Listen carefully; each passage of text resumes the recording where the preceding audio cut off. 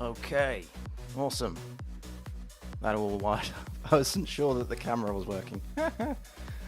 Hello, coders. So, today what we're going to do is work through some the payment intents. That's the plan for today. So, when an invoice is failed, when a Stripe payment is failed, that will the user will need to be notified, obviously, and it could be for a number of reasons. One of the reasons could be that they need to change the payment method, right? So, and also just as a life cycle of a normal account, you have an expiry date, and therefore you'll need to have some mechanism to update the payment method. That's what we're going to be working on today. I'm just going to turn the music down a wee bit. There we go. So yeah, that's what we're going to work on today, is the payment side of things. I just want to double check. Yeah, the camera is still good. But first, the first thing I want to do is continue down working on the data fixtures. So yesterday we added in the ability to use YAML as a means of converting data, or to storing data, I should say, that gets supplied to the data fixtures. At the moment, most of them are done through PHP arrays, and that's getting a little bit out of hand. So I'm choosing to go with YAML. Yesterday we added in the mechanism to actually use to grab a YAML file, convert that to PHP, loop over that, and then save the entity. So we'll pick on one first. This here is I'll just show you. This here is the current test coverage. I did a little bit of more tweaking last night, so we've got it around 85, maybe 86%, which is nice. I'm not overly concerned with getting this any higher. I mean, it would be nice to get it into the 90s, but I'm not gonna spend my time chasing code coverage at this stage of the game. Not yet, anyway. So let's. Oh, that's the wrong one. Let's get into the code. So the first thing we are going to do is build the data fixtures. So I'm just going to adjust. There we go. So let's close all those tabs, and let's pick on one. It doesn't really matter which one. I suppose we could do this from Git, actually. So if we go to projects, oh, this happened to me yesterday. We'll have to open up. Get rid of those. Projects. Here we go. There we go. Right. So that is a high priority one. However, that's going to take a lot of time to do. And as we saw yesterday, I'm still trying to work out how, there are some things that I'm having to put in place, like constants and stuff like that. So I think we'll wait and leave that one probably to next week, maybe. Okay, so let's pick on another one. I just want to do a quick one today. So let's do, because we've got a lot of other stuff that I want to crack on with. Let's do the pricing fixtures. I think that's probably a good one. So we're going to bring this into to-do, and I'm going to convert that as an issue.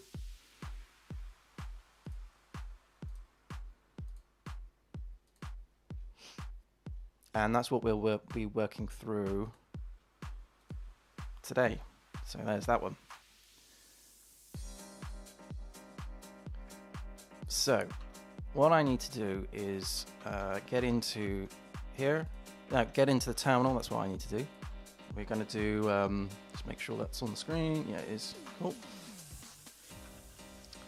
Git checkout, checkout hyphen B, features,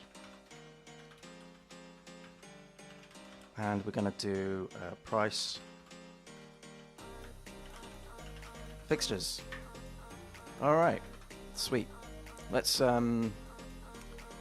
we did the order status yesterday. so we can follow the lead on that one. Let's grab that. Where are we? Data fixtures here. So we did yesterday, we did the order status. Extends abstract YAML importer, and that's how we handle the constants. And so that's good. Pricing fixture is what we want to play with today. So all of this goes into a YAML file, and then this gets adjusted. Okay, I think it's pretty straightforward. I think that's pretty straightforward. So let's get that running. We go into config, go into fixtures, we'll grab that, paste that into here, and we'll call this price.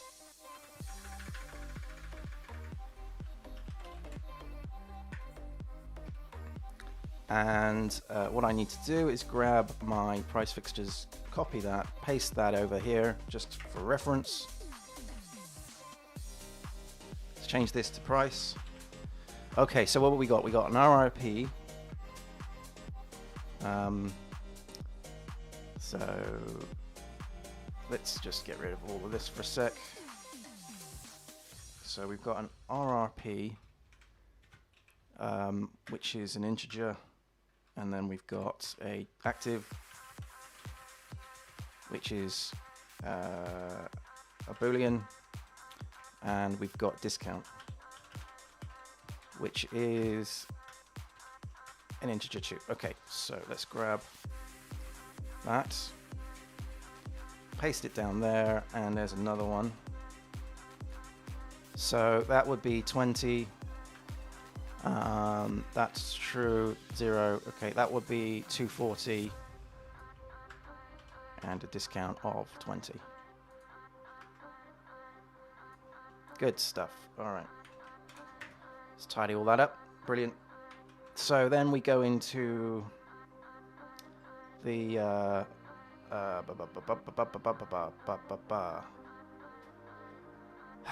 let me think. Here, there we go. We get rid of all of this stuff. Let me just quickly charge my laptop because it's dying. Hopefully my screen won't change. Let's just hide all of the tabs. Bear with me a second. There we go. Okay, good. Okay, so what we need to do is extend abstract YAML importer. That's what we need. Abstract YAML importer, and that has a abstract method which is get file name. And if I remember rightly, what we did with we created a private constant in here which has the file name. So in this case it's just going to be price, and then in our abstract what we do here is we just straightforwardly return that. So it's just self file name, like so. get the things right.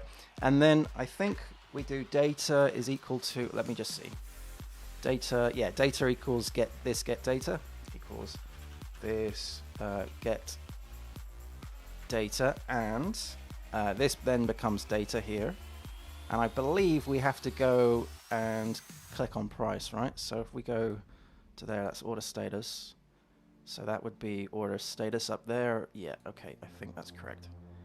So that would then therefore be price. Just means that I can have multiple things in one file. I don't know if I'm ever going to use it. I don't know. So that should really be it, I think. Let's see if we can actually run the stuff. So to do that, I would do a db rebuild. So make db test rebuild, and fingers crossed this is correct. So this was price.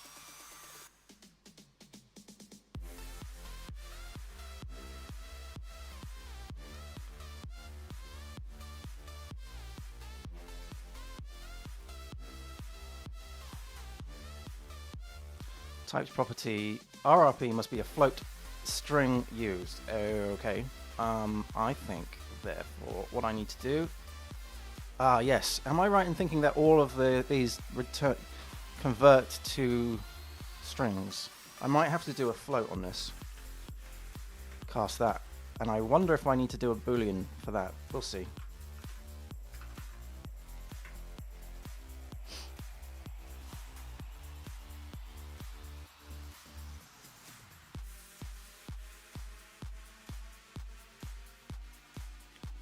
So as you can see, there's a lot of fixtures that I will have to update at some point.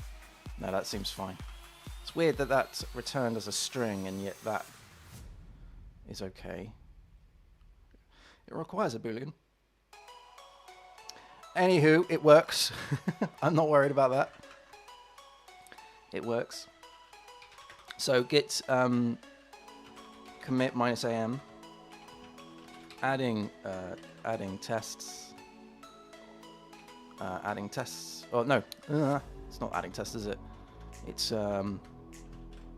updating price fixtures to use Yaml. There we go. All right, that's good. I think now we should set our attentions to Stripe. I basically want to do one of these like a day, or whenever I've got a free few minutes.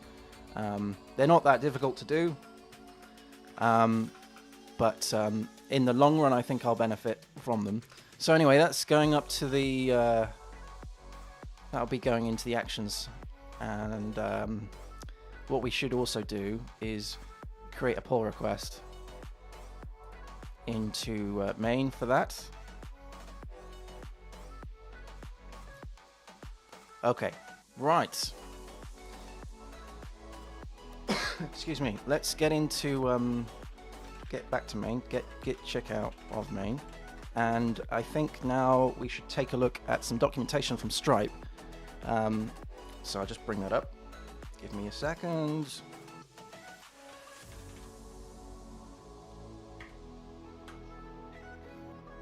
And I think what we'll do is we'll see if we can carve up today. So the morning will be based on setting up the front end, and the afternoon will be we'll be working through the events, the webhooks. I think that's probably a good split. I'm just going to jump into the docs. Bear with me a minute. I just need to find the actual thing. I was looking at this morning whilst I was having my breakfast. It is Stripe change payment methods.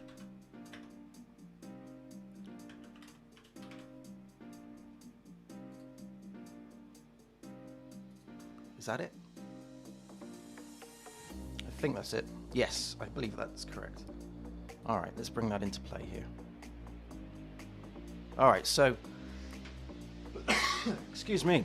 So what we have here is update the payment details. So learn how to update the payment method used for future invoices. Now, it's worth noting that I've never done this before for Stripe, so this is the first time I'm doing this. So it's probably going to go horribly wrong, but we'll learn through it. So I've already done this, setting up Stripe, and we've also done creating of a session, because we've got the checkout stuff working. So what we're going to be working on today is altering the payment method. So I already have a customer. I've already got the customer ID, and I've already got, at this stage, the subscription ID. Now we already have a method that does this, or we have a mechanism that does this, but for the checkout. And at that stage, we don't have any of this stuff yet. And then, okay, so then we do a redirect to checkout. So there might be some things that we can do to use. And then this is setting up Stripe, which we've done, I think. Yes, we've done that. And then this is the redirect to checkout stuff. And then that is to retrieve the checkout session. And then there's a bit in here about doing it asynchronously, so using webhooks, which is something that I would like to do or you could do it synchronously using the success URL. So that's the success URL that you pass into here with the checkout session ID. Okay, so I think all of this stuff we'll do after lunch, because this is the setting up of the dealing with the event. You know, you gotta once you get the event through, I believe it comes with the intent, and it also has, I think, the customer. I want to say it has the. Or am I looking at the wrong thing? Ah, no, it's this. This is the response. So you got the customer and you got the subscription ID and you've got the new payment method. And at this point, you need to set that. Yeah, here we go. You need to set that to the invoice settings default payment method. So that stuff we'll deal with later on, I think, today. I mean, we might be able to get to it earlier, but I don't think so. Okay, so let's take a look at the front end. I suppose that's probably a good way to go. Let's go to the local site. And I'm not overly worried about how it looks right now. I have thoughts on how I'm going to change the whole billing section to make it more of a dashboard. But I think it's important for me to get the components in working first, and then actually get it functionally working, and then I'm not a designer, so I'm not going to spend my time initially worrying about the design. All right, so I suppose what we should do is log in with an account that we are aware of that has a customer ID of Stripe. That's probably a good start. So let's go to the data fixtures and go to user fixtures, and we should see we're looking for one that has a Stripe customer ID. So that's all null. That's all null. Is there anyone? If not, we'll have to create one, which is going to be a pain.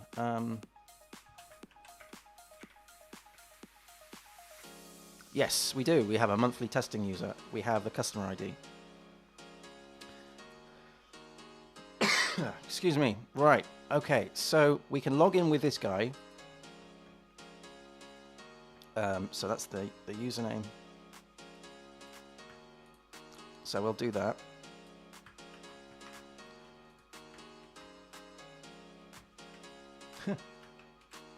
And it's test1234.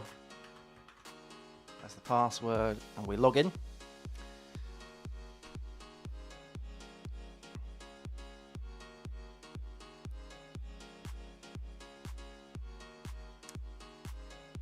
Come on. All right, okay, excellent. So the idea, my thought process is that on billing,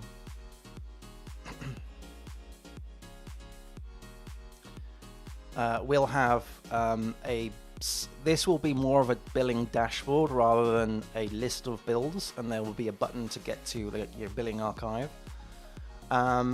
So what I'm thinking is that we would have a button somewhere that would just say change payment method, or update payment, or payment method, or something.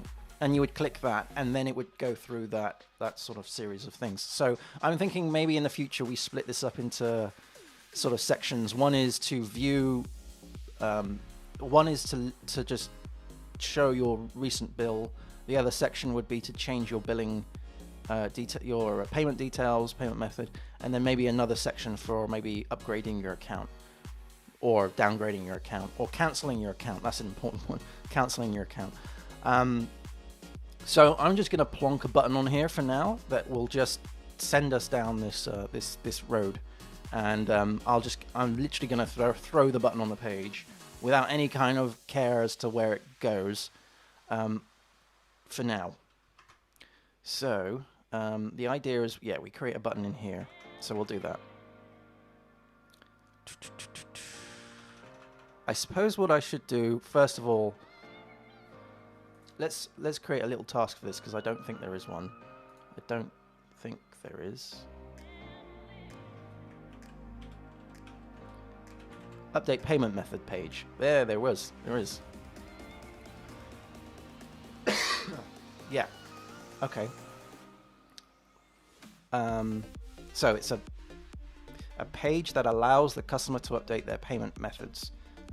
Further investigation is needed to see how this should interact with Stripe. Yeah, so it's not actually a page.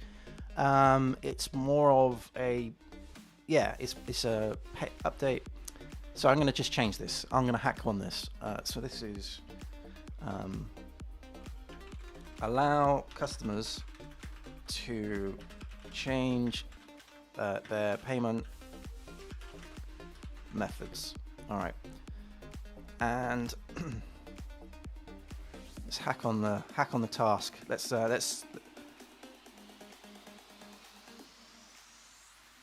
okay. So let's do front end, and then let's do back end.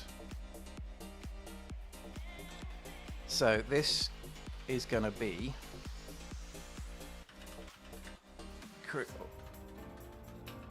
add button to billing page.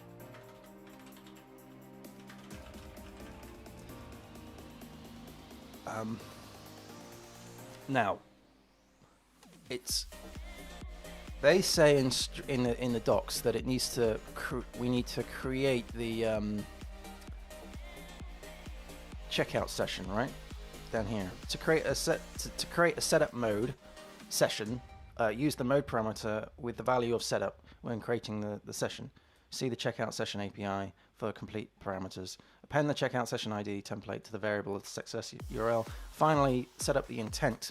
So I'm thinking maybe this needs to go in like when you click that button, I'm thinking it takes you to a page that deals with all of this.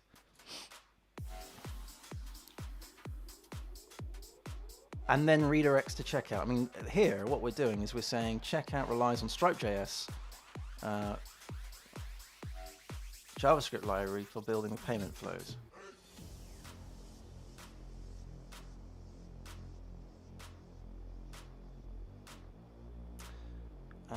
Checkout button, add event, click function, redirect, and then so make the ID.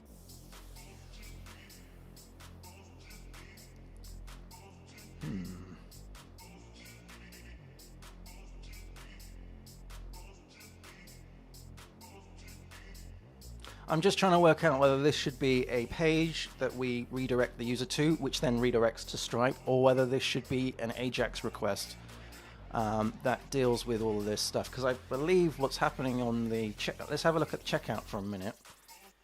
If we go to controller, front end, and we go into checkout controller here.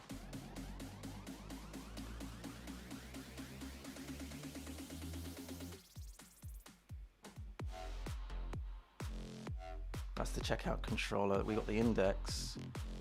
That's success. I'm gonna just change the music because I'm struggling to think. That's better. I'm just struggling to think there. Right. So that's the success. Scroll, scroll, scroll, scroll, scroll. There should be another one. Let's cancel. Process. And I think this is coming through as an AJAX request, I believe. So this sets up the session create, which is the same deal, right, as up here. Session create.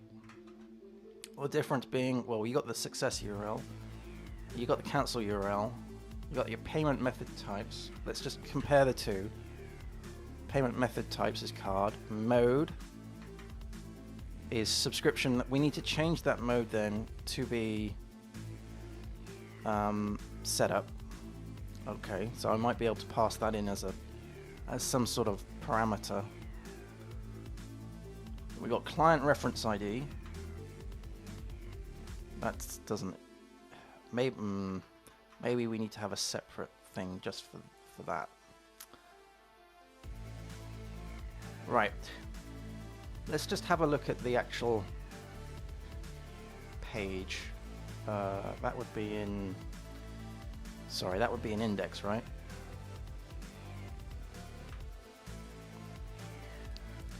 So here's a JavaScript that takes the Stripe key, handles the fetch result, if result. Okay, hang on, what's going on? Where's that? Add event listener on click create subscription. Create subscription does process cart. Process cart does checkout process. This is our request.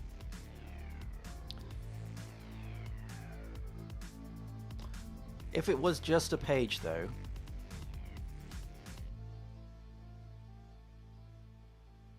thing is, if it was just a page, we would be able to get we need to get the subscription ID and we need to get the customer ID. Now I either do that through Ajax or I think I'm going to do it as a page first.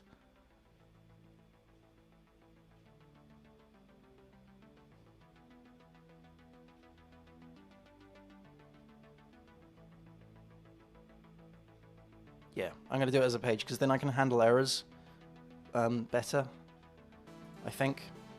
Otherwise I would have to handle the error, post it back into the Ajax, and ugh. Alright, so let's get back to our GitHub thingy.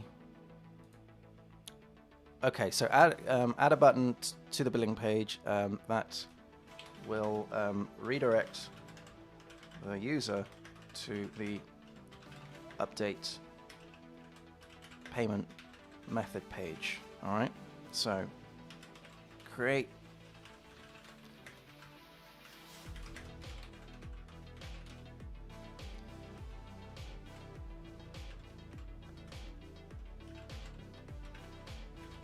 update payment method page will get the customer ID and subscription ID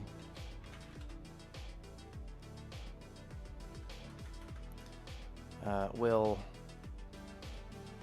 create the checkout session with the customer ID and subscription ID. Then redirect to Stripe. So it's kind of like an interim sort of step, if you will. I think that's all we need to worry about on the front end. I think. So we'll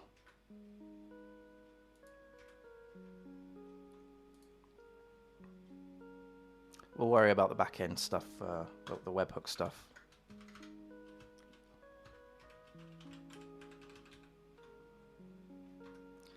After lunch, I think.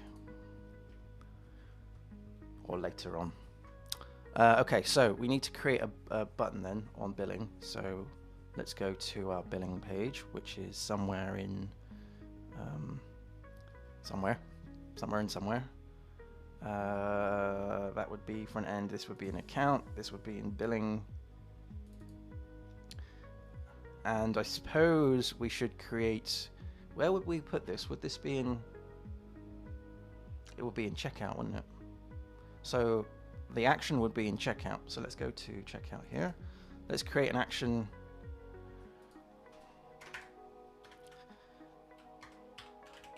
Public function update billing. Update payment method. That's better.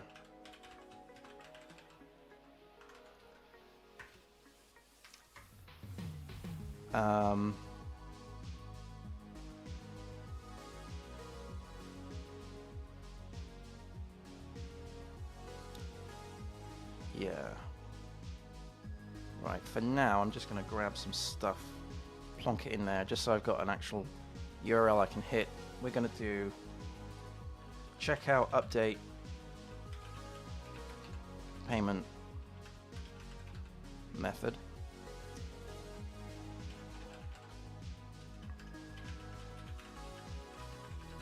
I guess it could be a GET request. And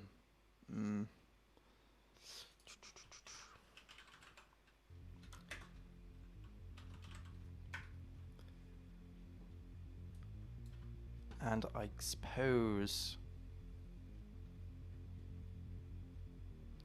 So this returns, that would return JSON, right? I would imagine. Yeah, it would return JSON.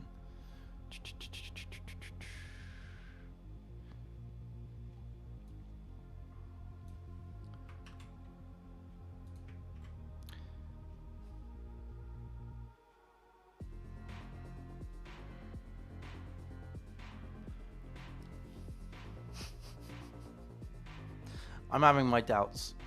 I'm having my doubts. I think this needs to be in the billing.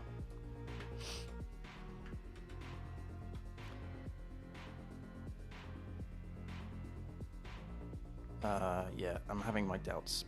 Nope, that would be an account.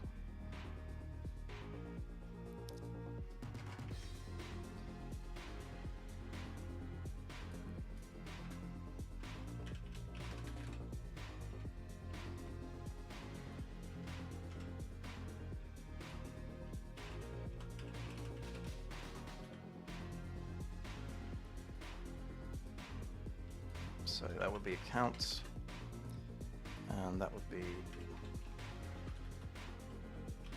billing.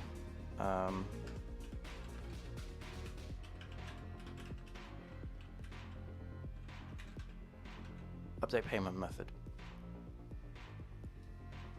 I don't like this, but we'll go with it.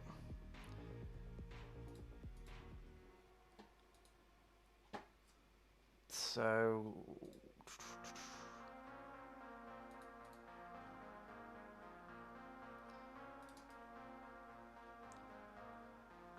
I think, yeah, all right, I'm gonna just grab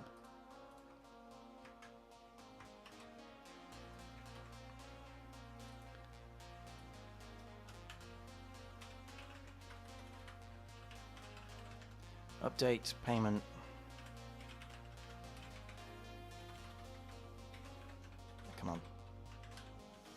method.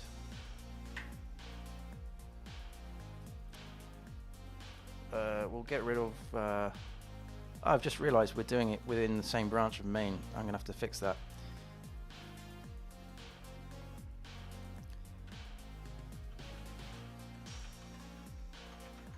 Right, let me just deal with that now, otherwise I'll get too far through this. Git checkout -b features update payment method. Sweet. All right. So I'm thinking that we should be able to hit that now.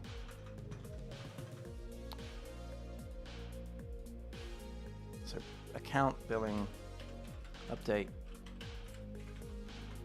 payment method.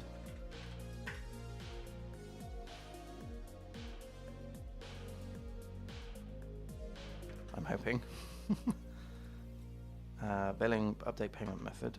Come on, that should just get to a page that says test or something.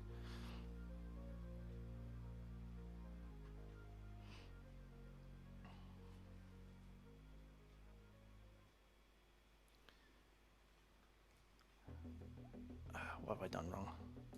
What have I done wrong? Oh yeah, can't spell update. Can't spell billing either. Just can't generally spell, and generally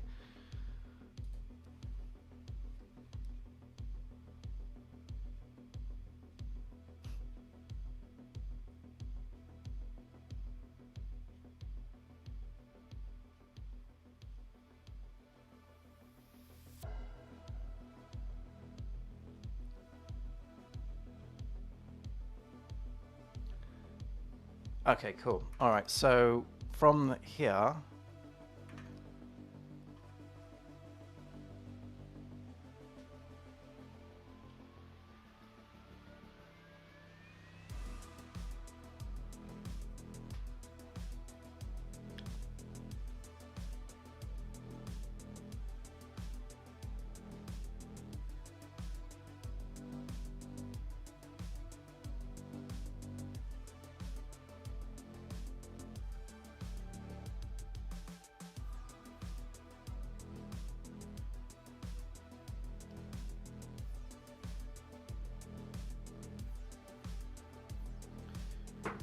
Okay, so this page is going to redirect to Stripe.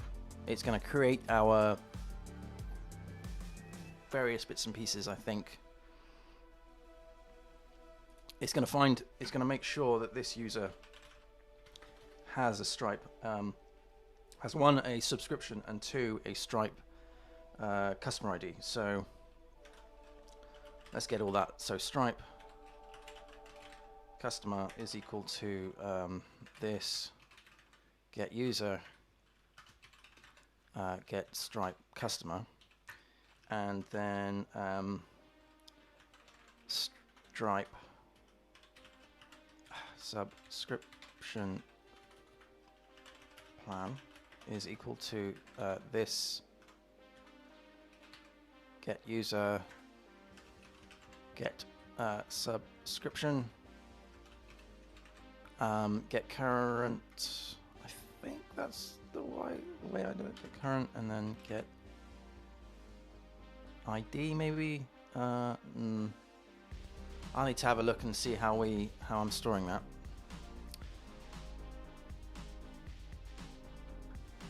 Let's do user is equal to this get user, just so we don't have to do this every time.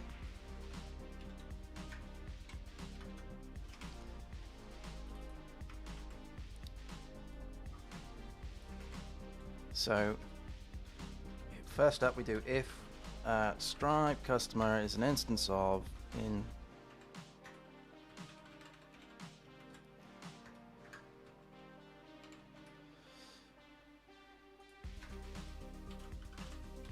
Stripe customer ID is equal to null. Stripe customer ID is equal to Stripe customer get Stripe ID. There we go. In fact, we could probably make that better. So Stripe ID is equal to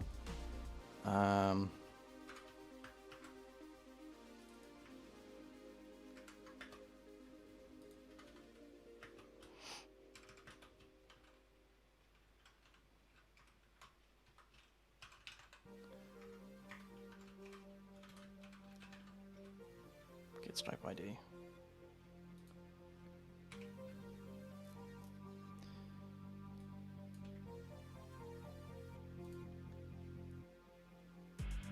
Right. So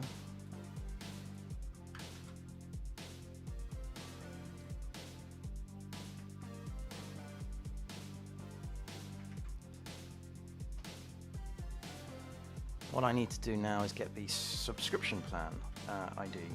Now, I've got a horrible feeling I haven't been updating this, which is going to be painful.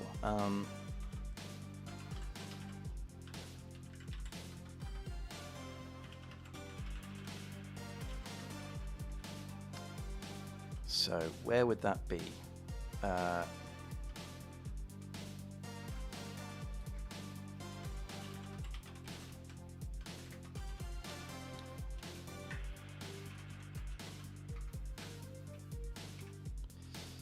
It would be somewhere to do with in here.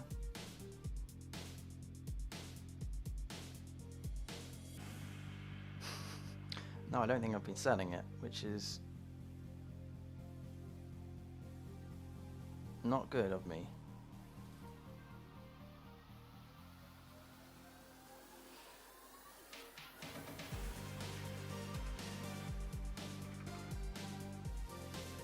It's not in, no, it won't be in there.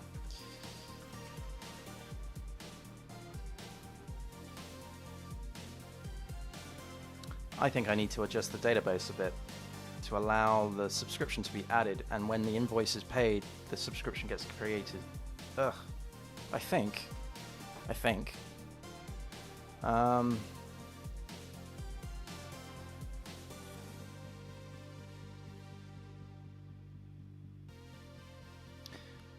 So we get this. We set the Stripe session ID to the order. That's correct. But we don't seem to be setting, I think I've missed a step here. We don't seem to be setting the Stripe ID anyway. Let's just take a double check on the commands. Maybe we have to take a step back and adjust this. So when we got invoice paid here, create the Stripe customer, update the subscription plan with the subscription. We don't seem to be get subscription from plan from payload. Plan ID. Okay, so we've got plan ID.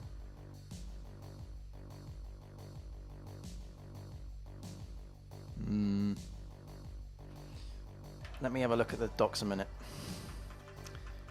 Darn it, I think I've screwed up somewhere. Because I need to get that back.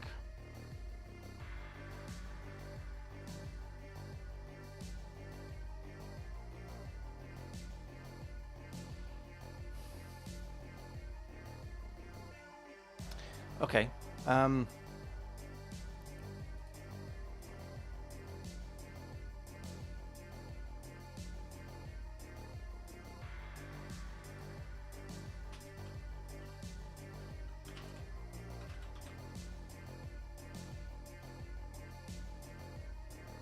Create an invoice, subscription, create an invoice. ID of the subscription to invoice, if any is not set. Invoice.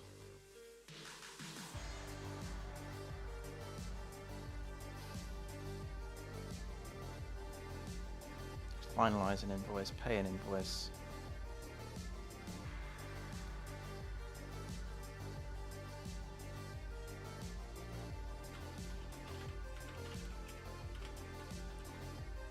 Invoice not paid. Invoice payment.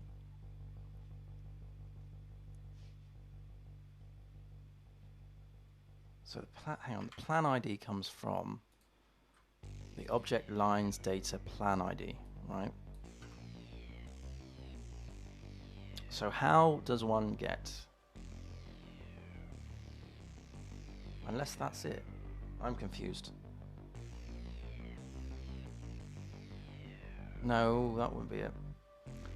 Subscription schedule. Do we have an example somewhere? Yeah, that's pagination. Metadata. Oh, hang on, I'm going through it. Yeah. Invoice paid is an invoice. Okay, so lines, data, we have ID, currency, invoice item. Then we've got the price. Subscription. Maybe it's on there. Maybe it's that. Can I find out what that is?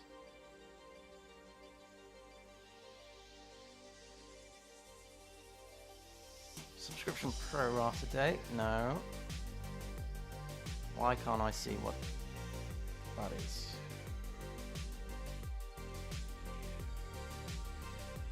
They're not in order. That would be in... That closes that off. So that would be in what? Object data? Lines. So it would be...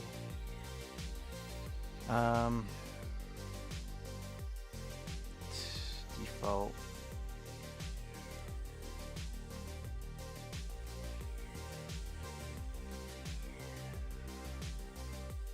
So looking for lines, I think that's probably. Nope. Nope. Unless it's up here. Lines. Here we go. Show child attributes. Object. Data, which would be, that's it. Data. Line item data. ID, amount, currency, description, period, price, type. Okay. Subscription, here we go. The subscription that the invoice pertains to, if any. So I'm guessing that would be my subscription ID. So I think what I need to do is take this a couple of steps back and sort this out. So when the invoice is paid, update the subscription ID. Yeah, which I'm not storing. Ah, that's annoying. So, I suppose what I could do is just to try this out. I've got a stored payment in the database, so I can pull it out and have a look at it. So let's go to let's think about this. This would be in command. This would be in invoice paid event. We have the payload store here. So what I could do at this point is just do a dump of payload store.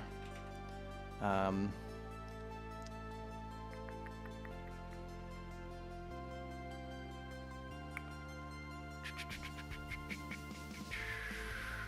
I allowing that to be exposed to?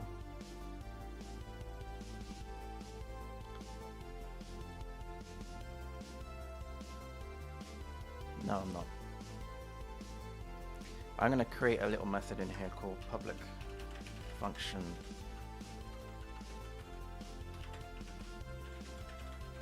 get payload, just because I need to see what it is. That should return us an array. Which returns this payload. Wonderful. Okay, so then we grab that. Then this is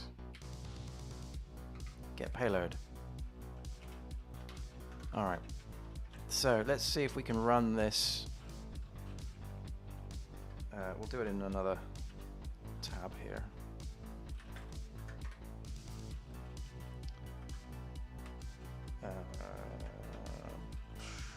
Bash. Oh, no, I need to evaluate the shell.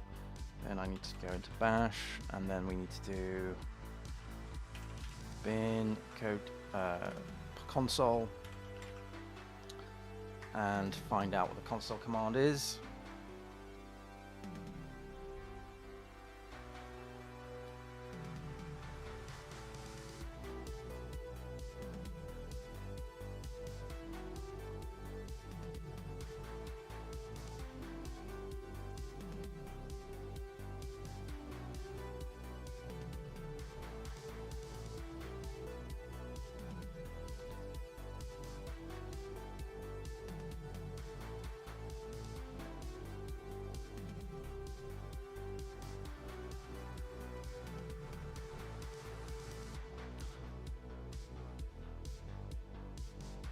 Okay, give me a second, a minute.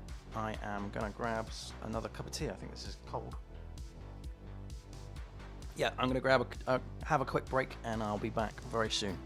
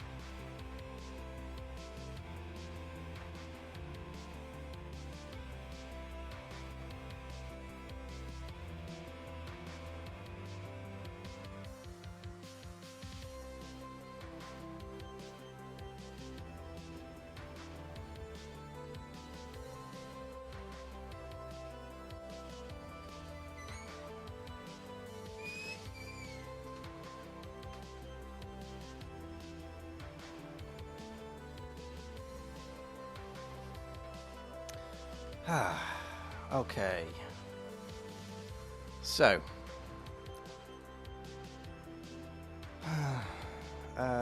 yes, we wanted to run this command. I've done a dump, haven't I? So I should be able to get the data, hopefully. Fingers crossed. We're going to run this command.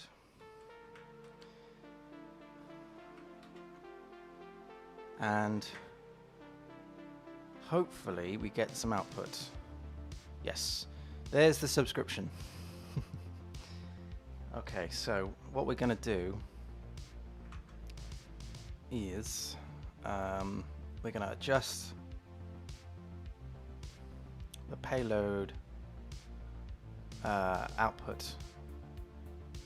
So in here, we're going to create a routine that says public function get Stripe subscription ID, and this is going to be based on, I think it's lines object data 0, so it's sort of the same deal as this,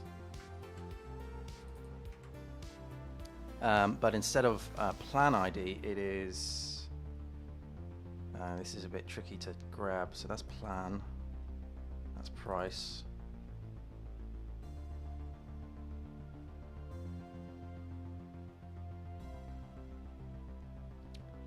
I think it's just that. So I think it's just subscription, I think.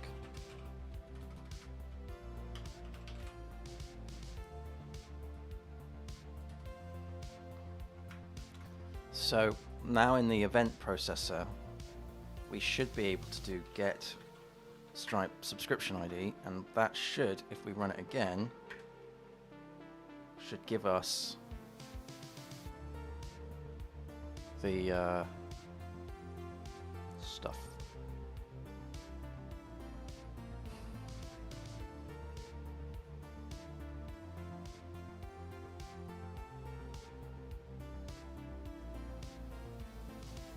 Sweet, that is correct. Okay, so let's grab take that off. That works fine. And then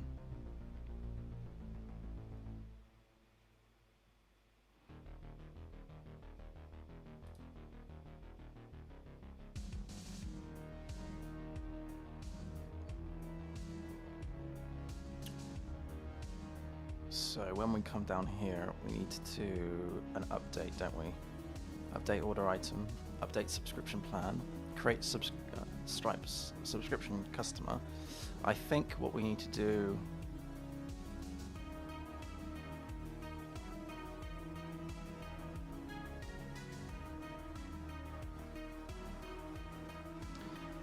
what does that do?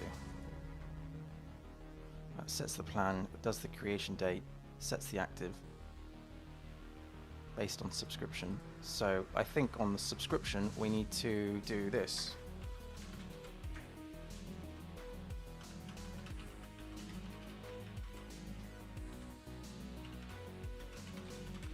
Stripe subscription ID and pass that through, I think.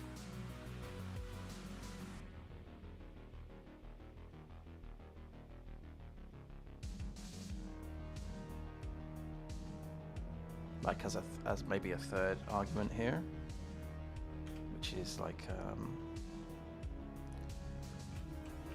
plan ID. Oh no, it's a string, and this would be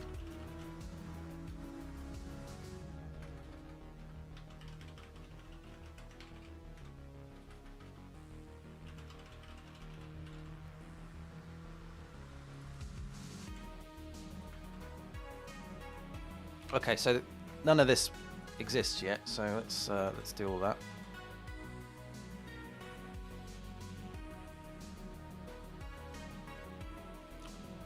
We need to jump into subscription.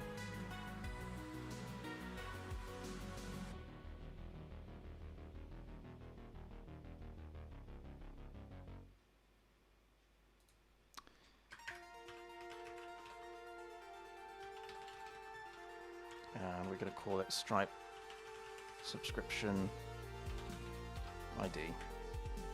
And it's going to be nullable. Like so. I think that's probably what I need to do. Either that or it goes in the current. If it goes in the current, then that's the order item. I'm not sure.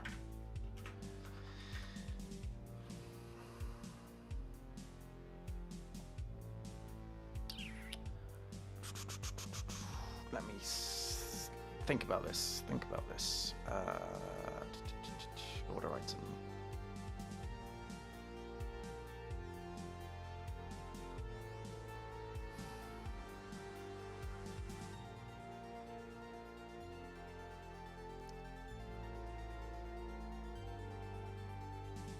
Subscription order item.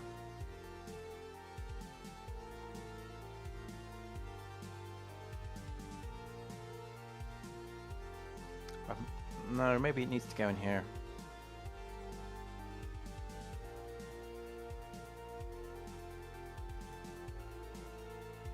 No, because you only get one subscription.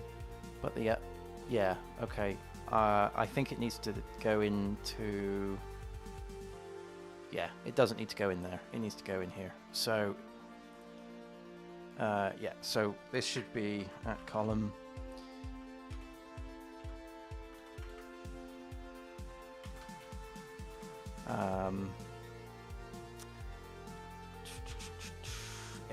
Something like type is equal to string. I'll probably be able to copy actually from one of these. It's at ORM column, okay, and then type is string.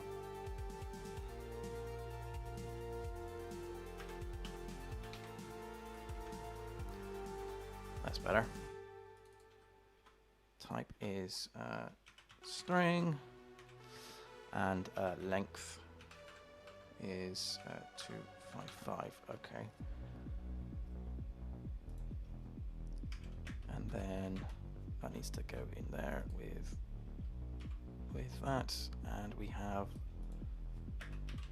nullable is also equal to true.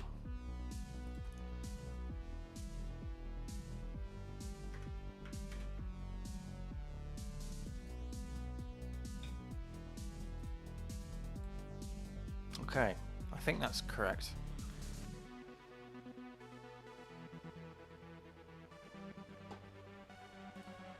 So then we do the set on here, and then we'll save that. So when we get to the payload, wherever it lives, in here, what we need to do is stripe subscription ID is equal to this pro. Is it this pro?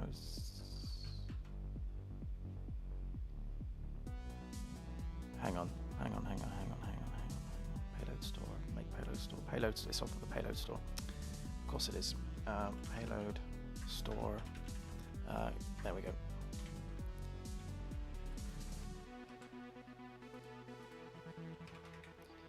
There we go. Okay.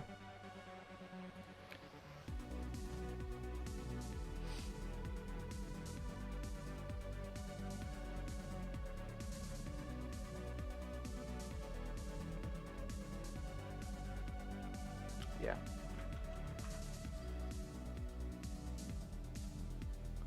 Okay, so then on the other side of it, I suppose, yeah, and then on the other side of it, in sort of here, we would do get subscription, get Stripe subscription ID.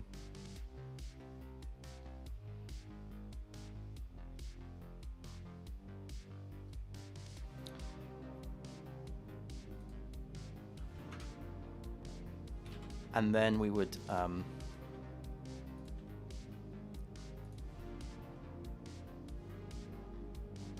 yeah, so we got the customer ID. Let's just do Stripe.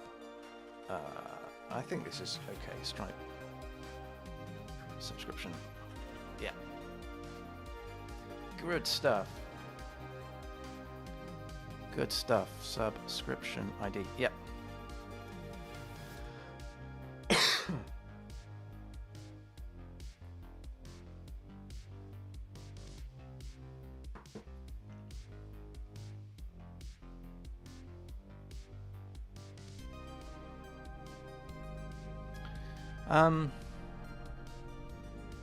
Good stuff. Yeah, have a drink. Did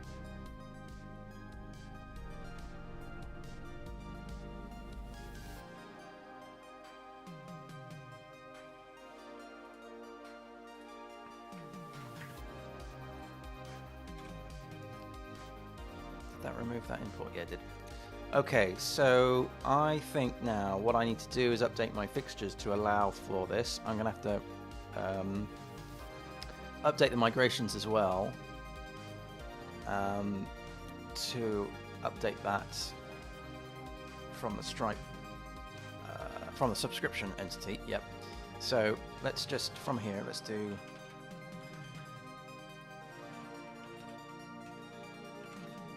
bin console to get all of those things.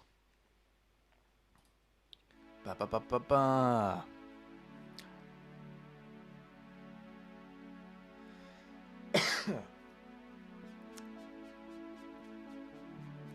Hey, mine. I'm emulating lots of payments to Stripe. Yep.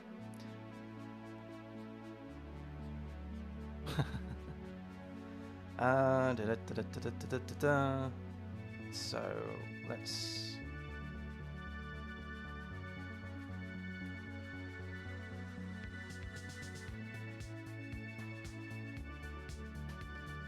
let's have a look. I want to do the migrations, so it's structure in migrations diff.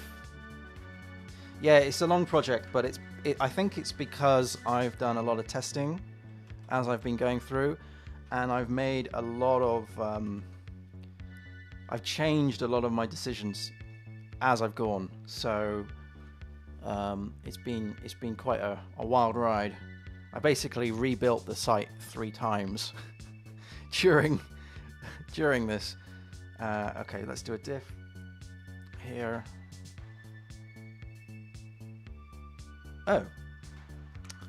Oh, okay, that didn't work. It would be down in here, wouldn't it? That should be an integer. Gotcha. Yeah, so it has been a long time, but I've learned so much with this project. Okay, so alter table subscription, add Stripe subscription ID. That seems correct. Default as null. That's good. Let's run this. So let's come out of that and run migrate. Yaha. Okay, so that's now in. I guess for testing purposes, I think what I'll need to do is create a... See, I thought the front end of this would be fairly straightforward, but it's not. It never is. This would be in subscriptions fixtures. And we're going to find the... See, this will eventually all be in a YAML file.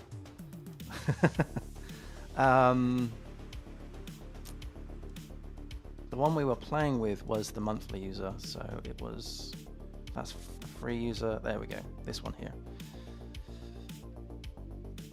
So these are the subscriptions, the order items, I should say. I've called them subscriptions, but they are the previous subscriptions that the user has had. Now, they all belong to the same subscription, which is why I didn't do it in current. I did it in the subscription thing here. So we'll do Stripe subscription ID, and I'm going to have to do this for each one. I think, yeah. Otherwise it won't work.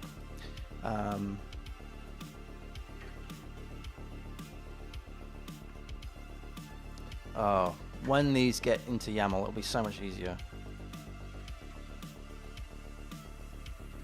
All right. And then I guess what we can do is make them up, just for testing purposes. So let's pick on... I'm sure I've got an output of one somewhere. We can just steal. There we go.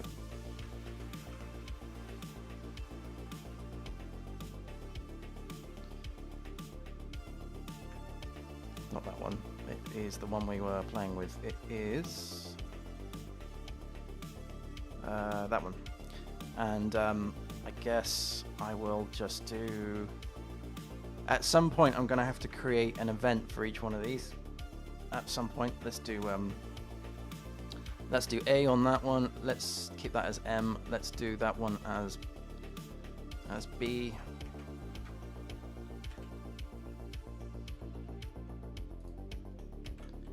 That one as C, and that one as D. Okay, so when this all loads, it does create subscription order, create an order, update subscription, creates the order item, and then it creates it assigns the plan, sets the plan, does the creation date. At this point, we need to do subscription, set subscription ID, and the update, the subscription ID would be data Stripe subscription ID. There we go. Yes, I think that's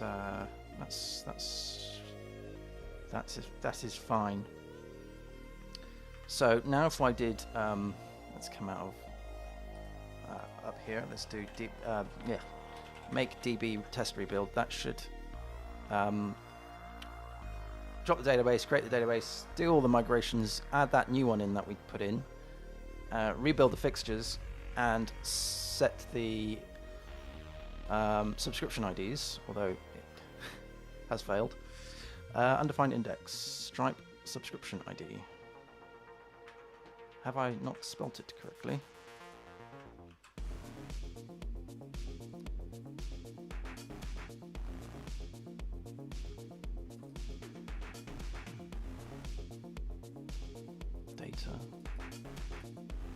Data. What? Hang on.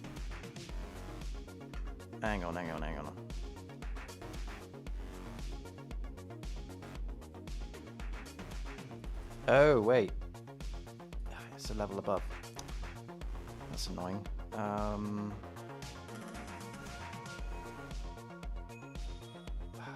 don't think I can do it at this point. It would be, I would have to go into load data subscriptions. Okay. It's up here. Sorry, I had to put it in the wrong place. There we go.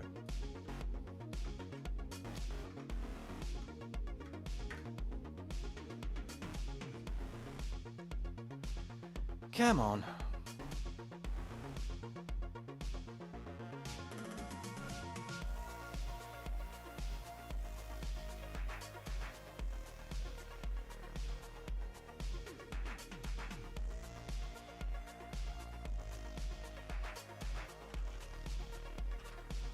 Cool. Okay. So now we should be able to get to this stage. And what I'm going to do is I'm just going to do a dump of the Stripe customer ID and the dump of the Stripe subscription ID, so customer ID and subscription ID, at this page.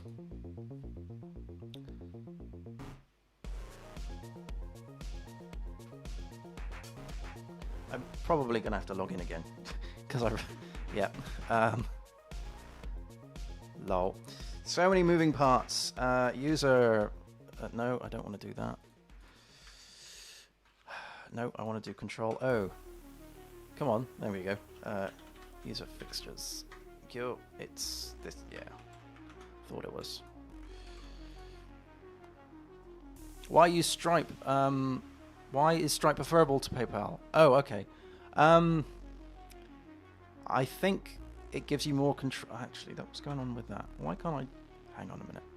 Give me a second whilst I sort this out.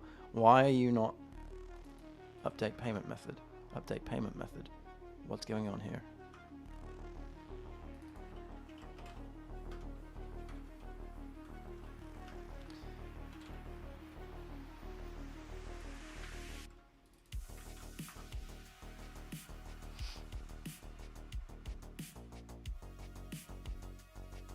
Oh, it's up here. Lol.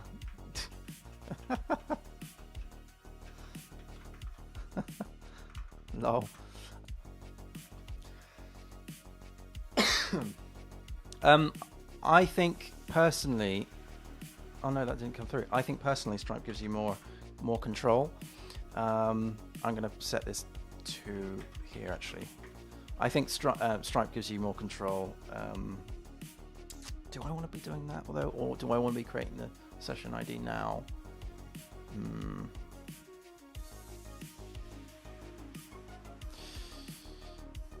Interestingly though, why was that?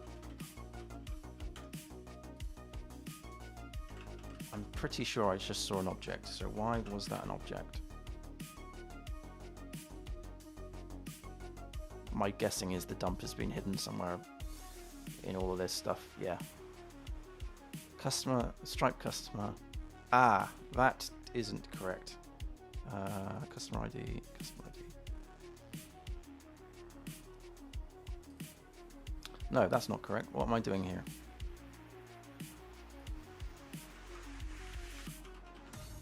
That's not what I'm after.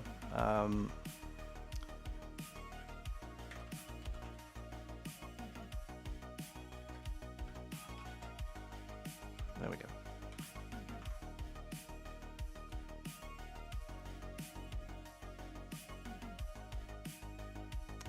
So we got the customer ID and we got the subscription ID. Great stuff. Cool. Now I need to make a decision as to what to do with it. So I've gone and totally lost the documentation I was previously on. Let's see if we can find it. Here we go, updating payment method, although it was more of a guide. There we go. So we now have our customer ID and our subscription ID. So now I can create the session. So what we need to do, create setup mode, use the mode parameter with the value of setup. When creating the session, append the checkout URL template to get access to the Stripe ID after your customer successfully completes a checkout session. So this is going to make a API call to Stripe, and that's going to return us an ID that we need to pass in, I think, to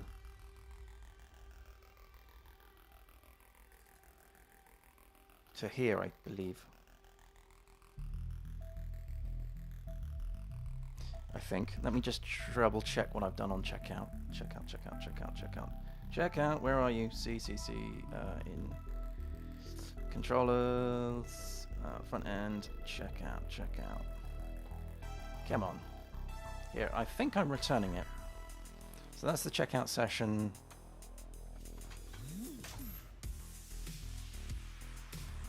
I'm setting it as a session. That makes sense.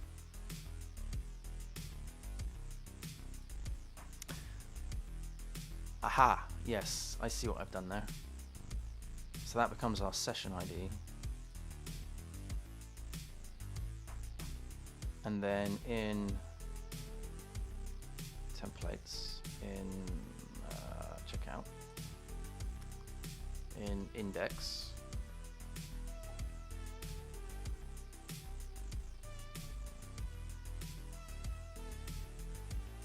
checkout process. I'm going to have to change this, aren't I?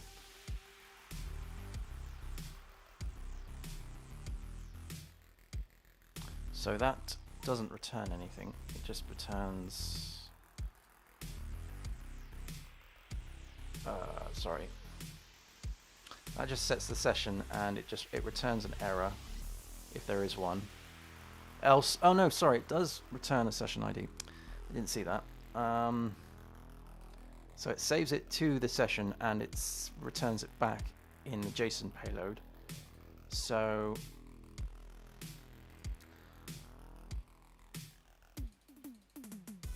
handle fetch result. Got the result. If it's okay, we get the JSON console that out.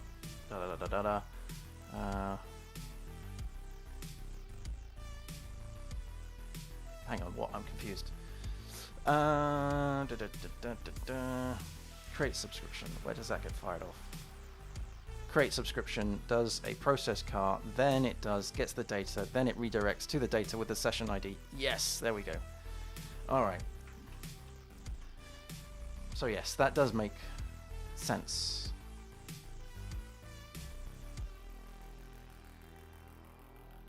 Yep. So what I need to do here then in here is deal with this.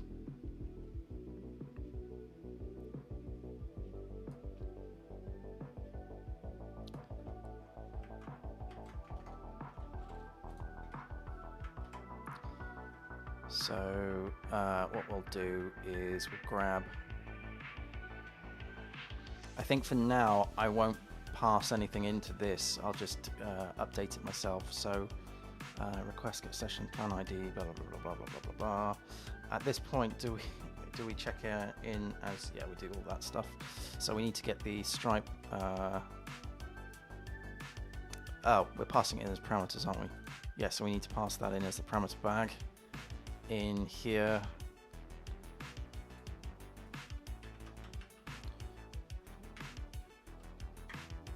Is it parameter bag or is it parameter bag interface? Parameter bag interface, isn't it?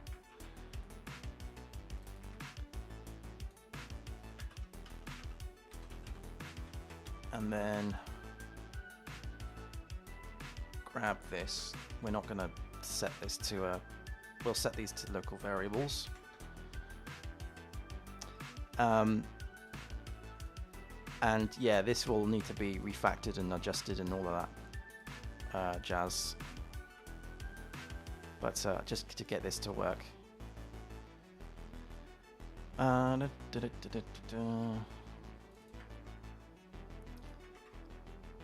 right, and then we do yep. Set the API key to good stuff. Then we down in process.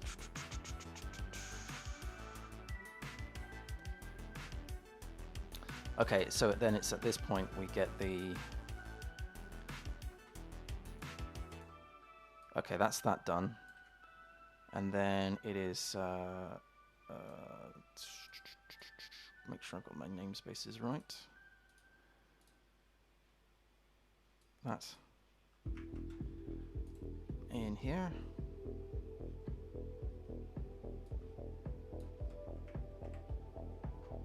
Let's put that up to there. Then down in here we do... It is down in here. Yep. We do our session create. We pass in the card. We do the customer ID, which is this one.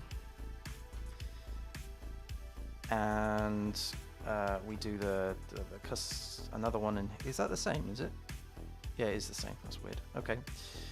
Then we do the subscription ID, which is this one.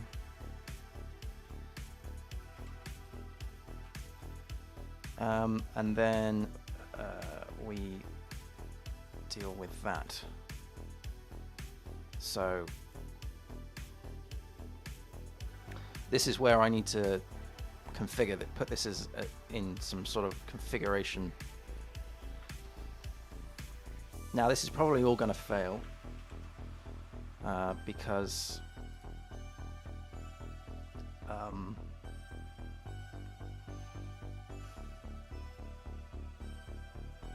yeah, it's probably all gonna fail. But hey, I'll worry about the checks in a minute.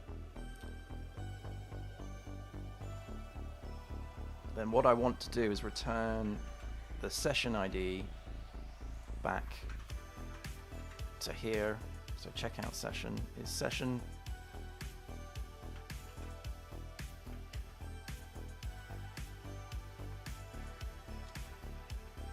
Hang on. API key, API secret, API secret. Checkout. What am I using this key for? Oh yes, sorry, that goes down to the JS. Yeah. All right.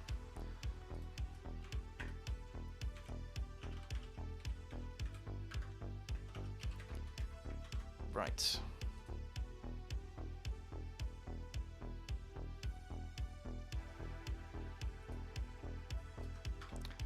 So, no checks whatsoever. Let's just see what the errors are. I'm sure there'll be more.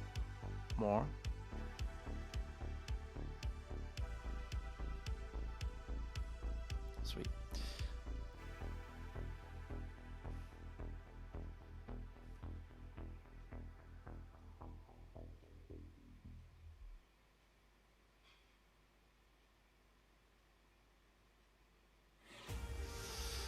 Groovy. Well, I was expecting an error. I was expecting flames I was expecting my whole machine to come up in smoke, but apparently not. Okay, so the next step then, I mean, there's a lot to clear up, tidy up, test. None of this is tested. Haven't done any TDD. Haven't done any chain checks on anything. Lol. I guess at this stage, I need to do the same deal, have the same sort of process as. Let's just refer back to the documentation. That's probably the easiest thing. Yeah, I need to redirect to checkout. Now, you have to do it through. You have to do it, from what I can tell, through JavaScript. So that's why I've created a view, the sort of the man in the middle type view, which captures. So at some point, I need to do a checkaroonie to actually make sure these things are valid.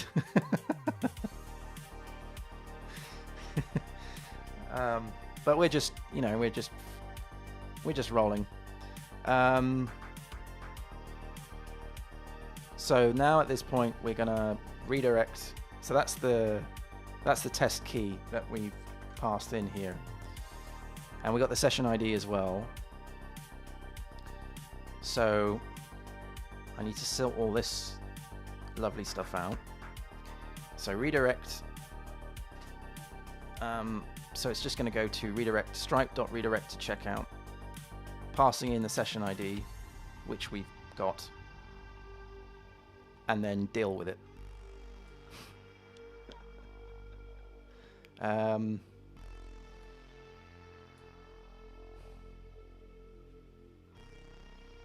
Right, let's just see if this works, shall we? Let's just go with it. Let's just see. Let's just put in some twig stuff, shall we? Twiggy, twig, twig, twig, twig, twiggy, twig. That would go in here, wouldn't it? It would go there.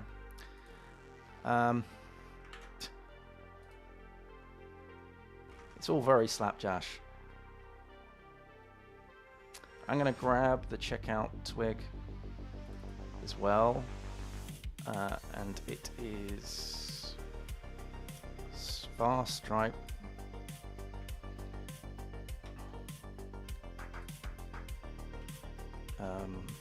in script tags. And yes, I know this all needs to be somewhere in a JavaScript file, in a nice little comfortable JS file, but to be honest, at the moment I'm just playing. Now that is the that's that, yeah, that we're passing down the chain. And then you're after stripe.redirect or a checkout. Now this is based on when they click a button, so stripe.redirect, and it is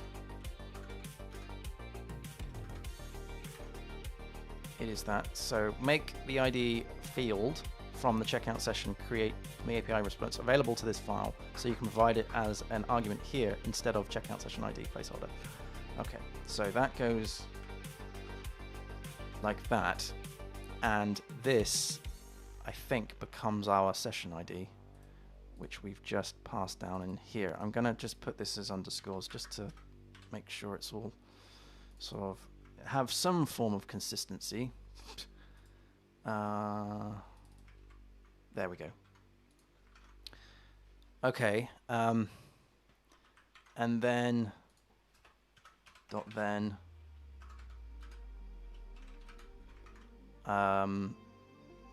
if redirect to checkout fails due to a browser or network error, display a localized error message to your customer using the result.error message. Fine. Okay. Well, I think what I'll do then is just yeah. It's a function passing in the result. I think at this minute in time, I'm just gonna console it at the minute. Right. So this should, in theory, what should happen is when the customer clicks on the update payment method, which we haven't created the button for yet, it should it should redirect the user to the update payment method thing. This should do all the various bits and pieces, sets the session, gets the session ID from here, sends it back with the Stripe API key, and then it should redirect the page. So if all is going well, I should be able to now refresh this, and it'll either fail or it'll redirect. My guess is it's going to fail. That's where if I was a gambling man, I would say that this is going to fail. In my opinion, that's a failure. Right, view, developer, DevTools. Anything going on here? Here we go. Reference Stripe is not defined. Lies. All lies. Stripe. Let's have a look how I've done it in here. In the index. Great. Front-end base.html.twig. My guess is it's not loaded somewhere, somehow. Oh dear. Front-end account base. Ah, that might explain why. Front-end base. Front-end account base. Do you extend? No, you don't. Front-end account base does not extend.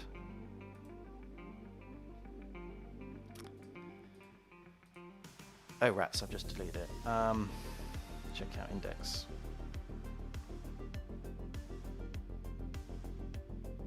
Ideally, they should actually be running off of the same thing, right?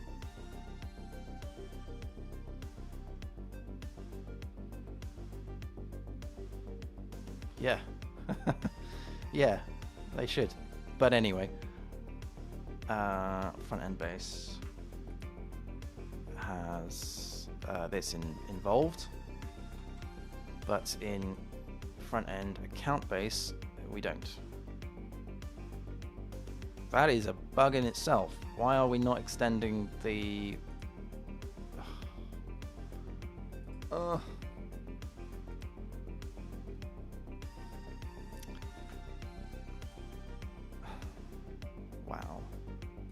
Just wow. Okay. This is not my finest hour. All right, let's put that in, and then let's just see what happens.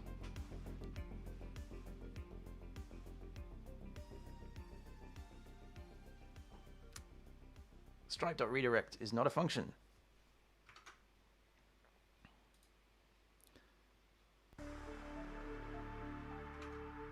Is it not? Oh, sorry, it's redirect to checkout.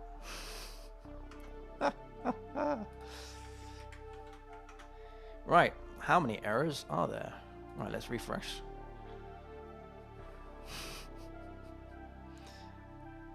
Hey, here we go. Boom.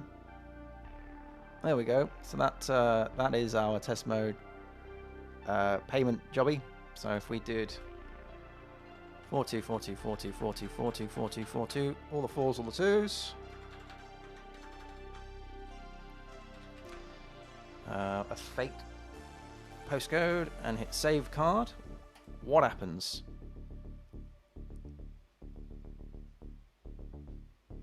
Tick.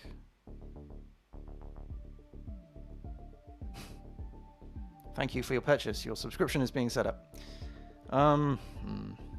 So that's our session ID in there.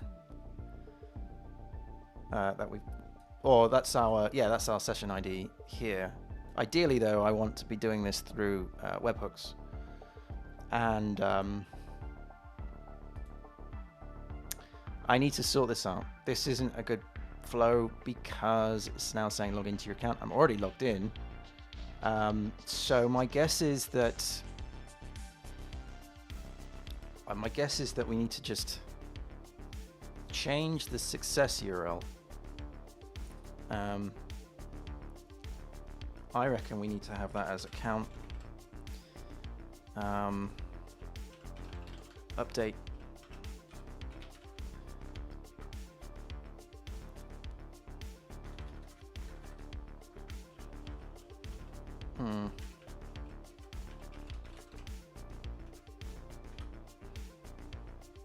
Maybe it should go there.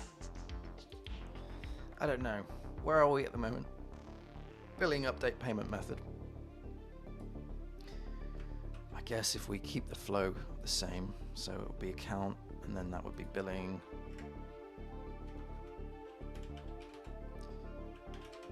And then this would be success, right? So then that would be account, billing, update, payload, cancel. So I'll obviously have to create these pages. I'm not actually doing anything with this, to be honest, the session ID, because the webhooks will take care of this.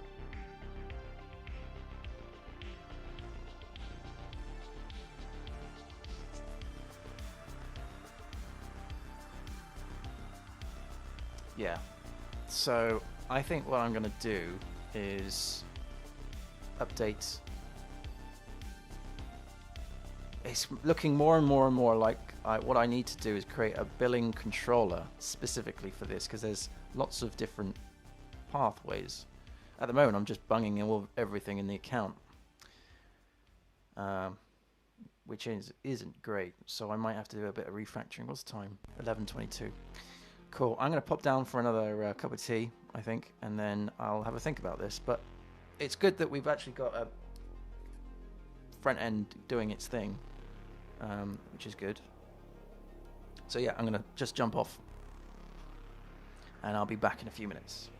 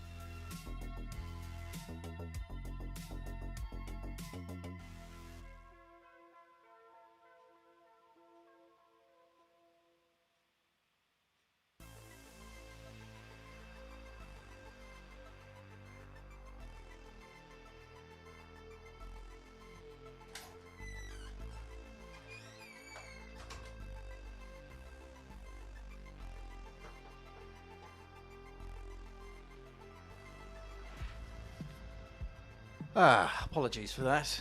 I was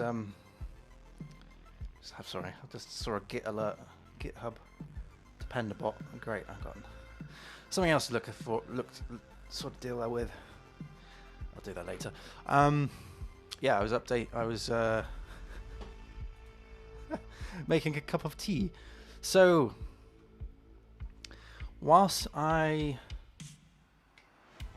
am here, I think what I'm going to do, like whilst I'm in this controller, I think what I'm going to do is create a new controller specifically for this, because there's going to be at least one, two, and then 3 routes. So I think, and yeah, it's getting a little bit long in the tooth. I'm going to create a new, well, I suppose I can just copy that, paste that in here. We're going to do billing, payment method controller, and this will be, I suppose we also should prefix this with account as well. Oh, this is getting really long. Maybe not.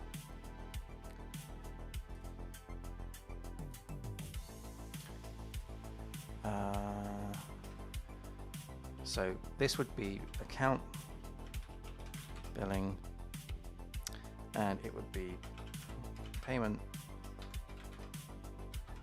method.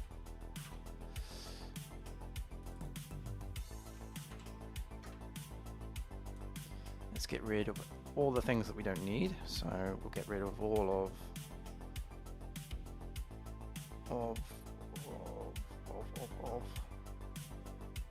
of this. We're going to just call this update. So that's account, billing, payment method. This is going to be update.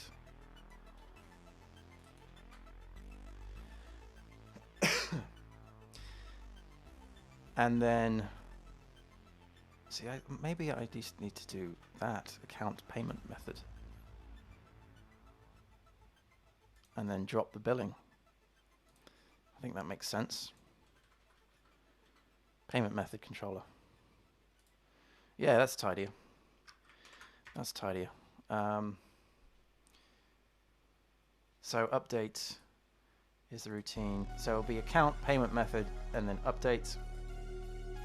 And then we'll have another one here called success. And then we'll have another one in here called public function cancel. So let's just grab that for a second down in here. Oops. So that's success.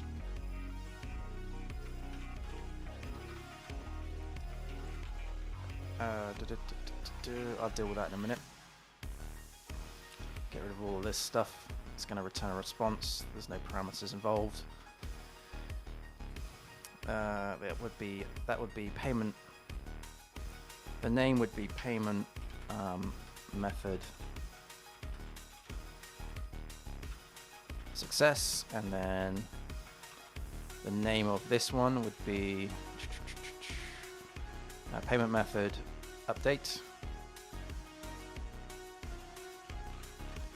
and then down here, you guessed it, this one's going to be called payment method cancel.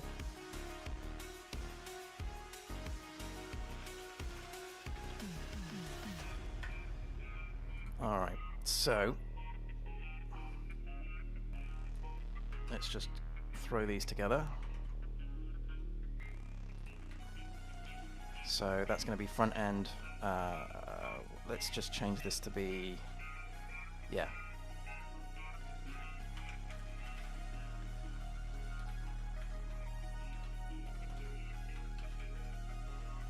Let's update. So we're going to create a directory called payment method, which in account, which will have update on here.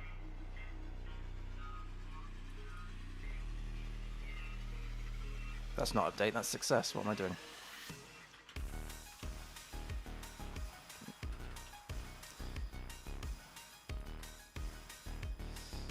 Now obviously none of these exist yet, and that's going to be cancel. I'm just mapping things out. That's going to take a request. And that's also going to take a request. Oops. Oopsie, oopsie, oopsie. And that's going to be returning a response.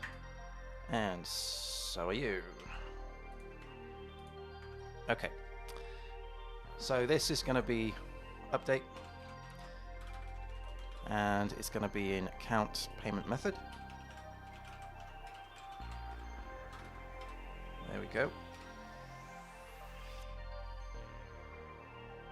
So this will be account payment method. Yeah. So this will be account payment method. This is going to be success. And drop that. Payment method. Cancel. Okay. So I need to create these files. 1, 2. I need to move this template in. So it's an account. Create a new directory. Call this payment method. I'm going to use underscores method. So that needs to be an underscore. That needs to be an underscore. And so does this one. We're going to drag that and put that into there. This is just going to be a refactoring name update. So all that's going to do is just, well, it's just going to redirect, so it doesn't actually need any of this stuff. But we do need to have a success, and we also do need to have a cancel.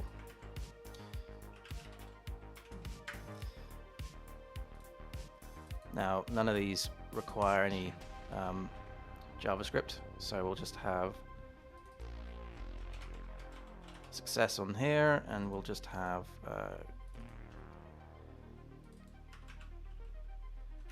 cancel on there. Don't need that. Just placeholders at the minute, whilst I just deal with all of this jazz. Payment method controller, that should now be in sync.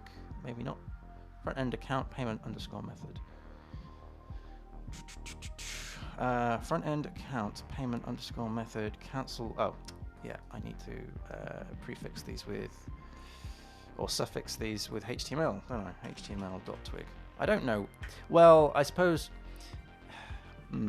it's when you're dealing with things like XML and even email templates, it's nice to know what they actually represent. So I guess that's why we put in HTML, because this could be like success.xml.twig or success.txt.twig for text emails, HTML.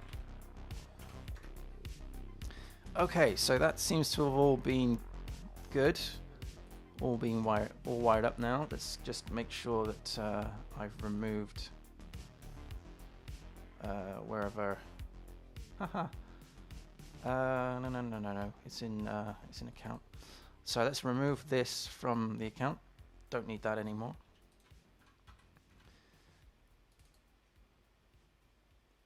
So it should be account payment method update. It should provide us with all of this stuff. Yeah. Okay. And then you've got the success, and then you've got the... Okay, so let's just give that a quick run through manually, just to make sure that this is all lined up. So if I go to your account,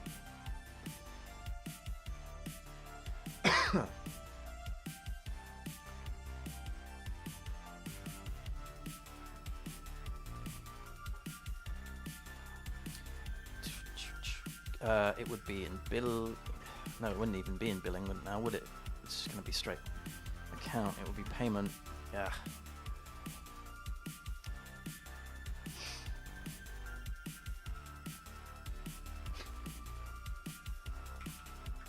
It would be accounts. Accounts. Ha ha ha ha.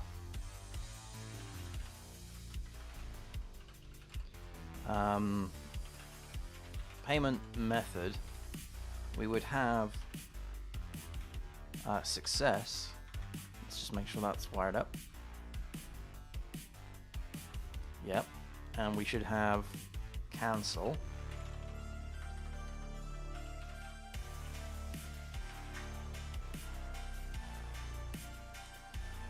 No, that doesn't work. Account payment method cancel. Cancel. Ah.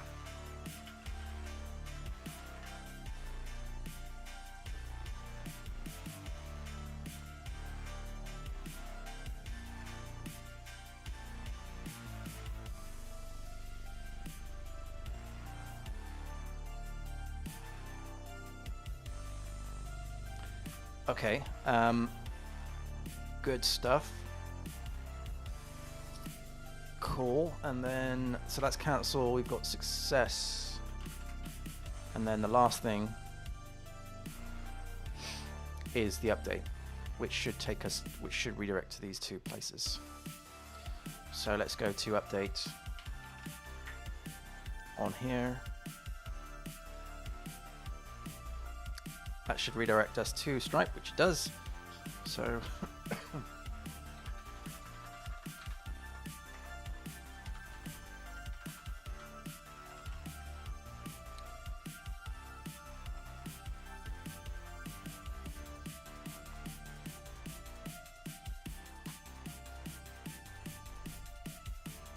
this should now take us to success, and I'm going to do the same for yeah, that's good. Yeah, that is good. Cancel. Cancel. Good. Okay. So I need to do some checks to ensure that these are correct, and if not, don't do this.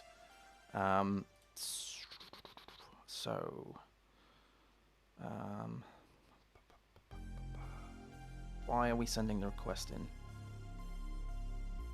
Don't think we need to. I'm going to do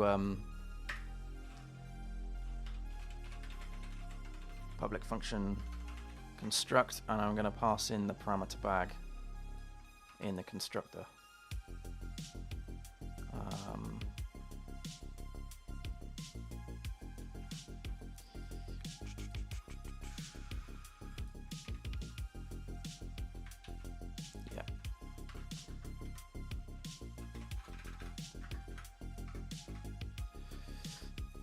And we're going to pull this out, and we're going to create a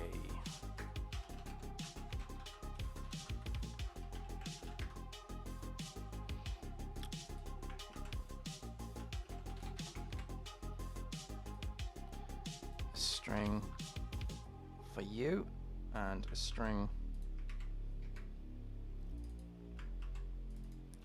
for you. So I'm just trying to get things away from from that routine. There we go. Good. So we don't need that anymore. We don't need this anymore. That's that.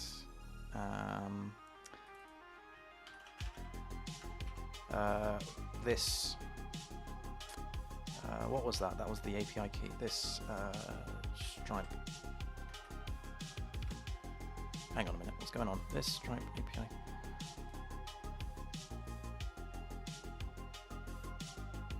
But never read.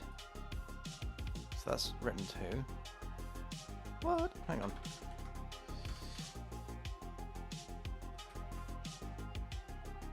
Have I screwed something? Yeah, majorly screwed something up. What?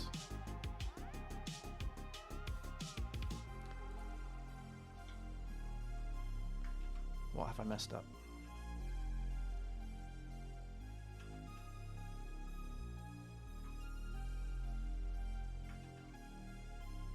Odd. Okay. I don't know why the IDE was freaking out then. This Stripe API key goes in there, and then down in here, this... Actually, no, that's not it. This Stripe API secret goes in there. Right, we're going to remove that. Good. We need to make some checks for this. So first up, this getUser will return us a user or null.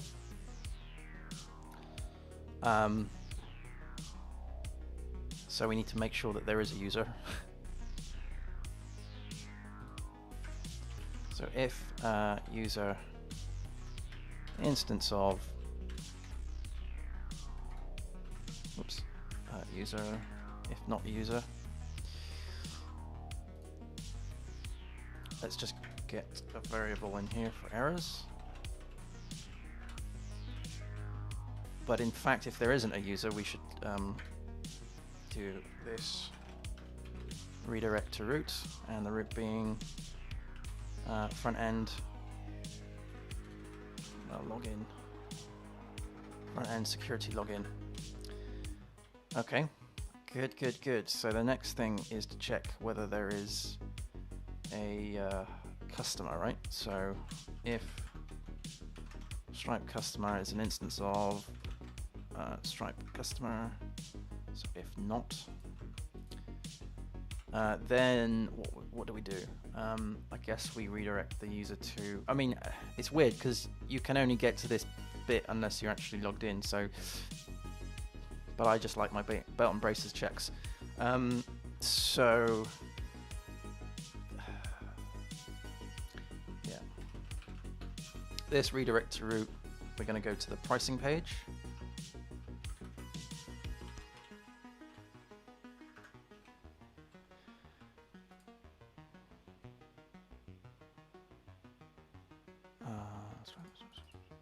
And we will always have that. So we will do if Stripe customer ID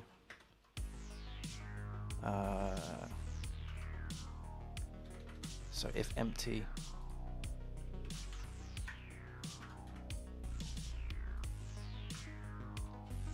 of you, then we'll do a throw new exception.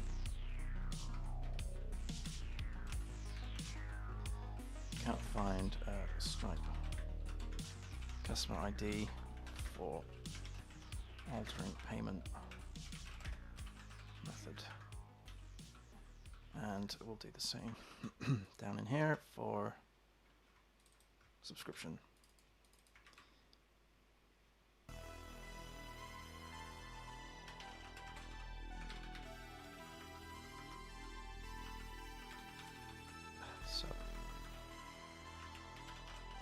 So these two things should never ever happen, but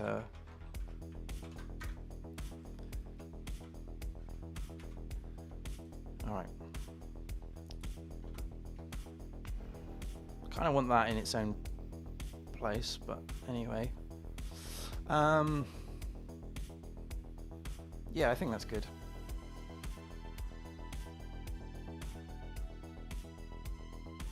For now, I think that's okay. What's this all about? Request is never used. Yeah, let's get rid of that. If it's not used, it's not used.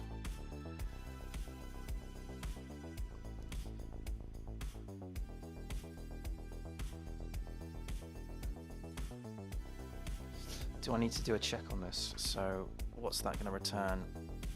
It's going to return a create. If, okay, so we need to check for that API error exception. So let's do all this in a try catch. So at this point that's good, but down here we'll do a try, and down in here we'll do a catch, and it is a, what was it, API exception.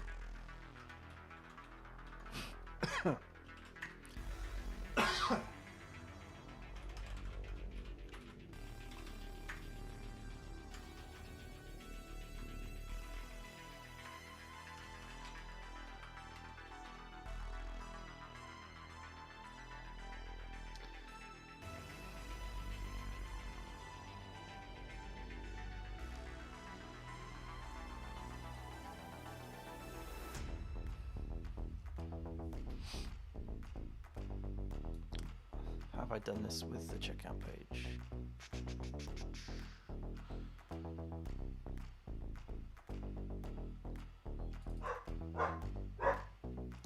Got a delivery.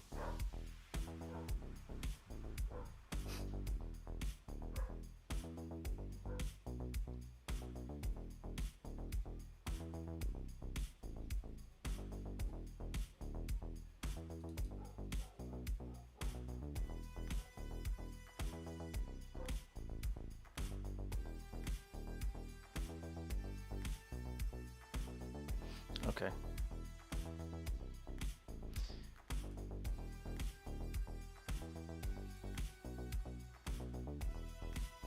Let's pass in errors.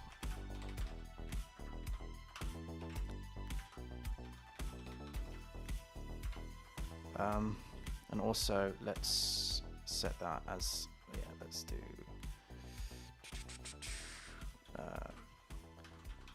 session ID is equal is equal to null. Let's change that to be checkout. Session ID is null.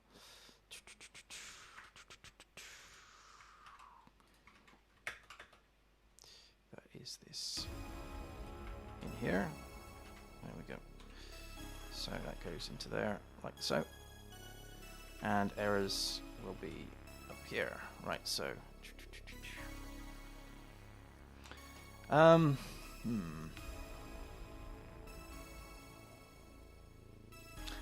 thinking about this, if the user is a free account, that button shouldn't actually be shown if it's free.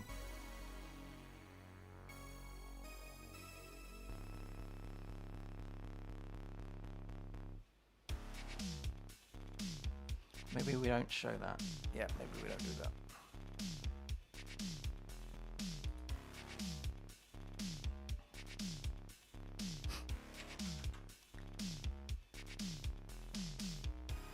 Let me just check that, sorry.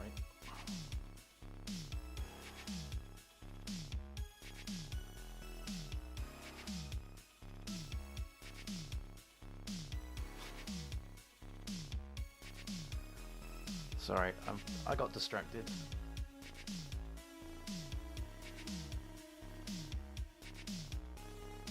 There we go. Let's close that lid, otherwise I'll get distracted. Okay, yeah, I think that's good. I think that's good.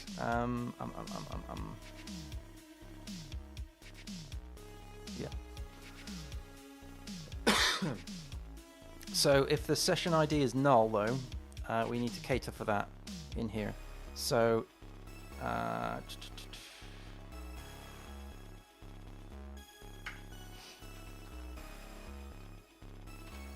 if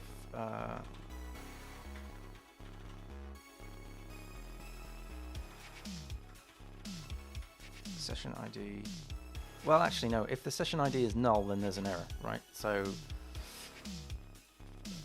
yeah, if the session if the session ID is null, then we got a problem. So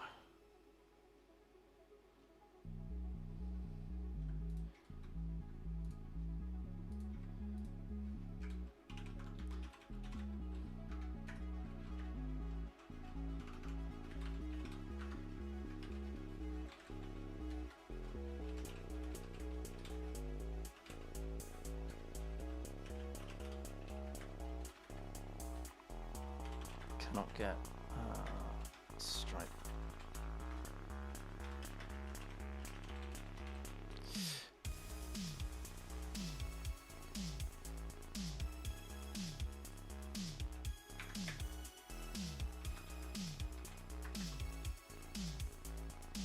And in the case of that, what do we do?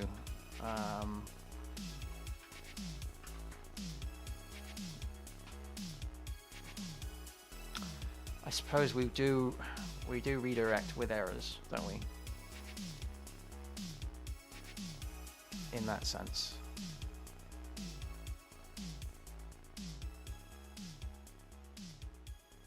Yeah. So if we did down here, if we did errors,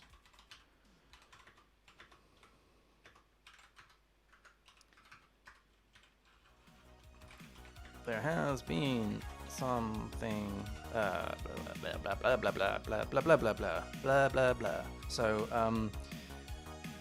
there has been an error.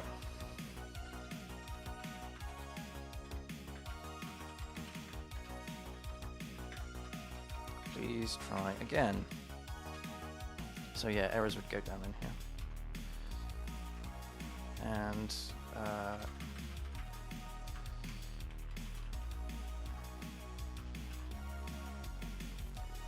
so let's put errors up here. Errors is equal to right.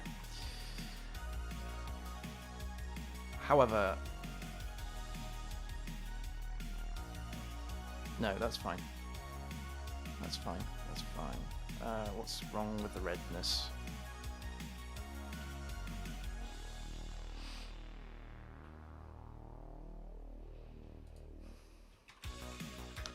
Okay, I think it's a massive method, isn't it? Doesn't throw that anymore. I'm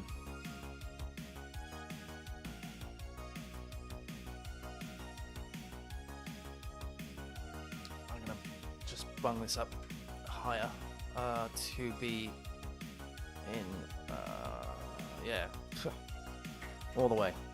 Why not?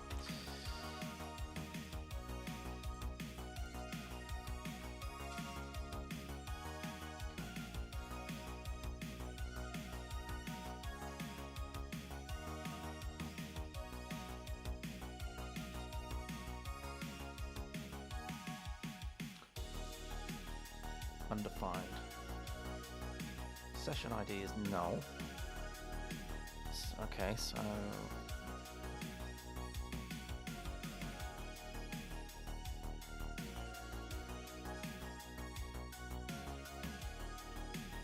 oh, is that because I'm alright, let's see.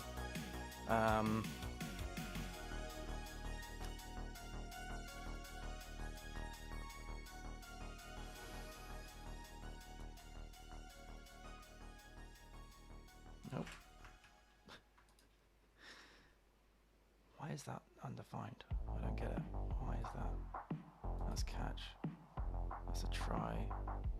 Session checkout session ID is set there as null, and then it gets updated there, and then there's a check down here. So checkout session is probably undefined. It's not though. It's not.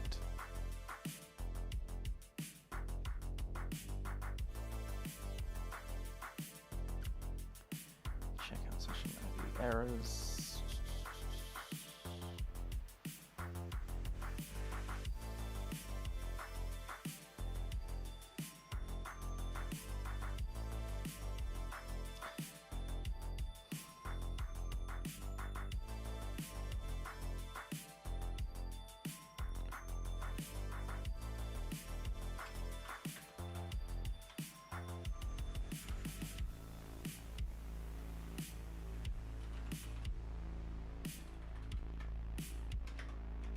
Should actually be a string, to be honest. Okay,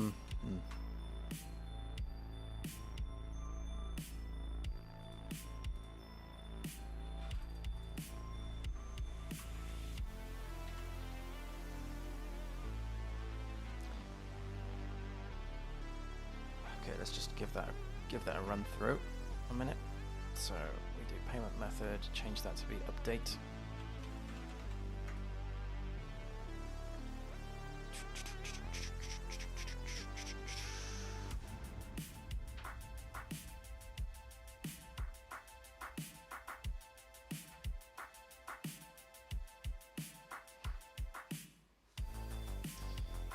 Okay.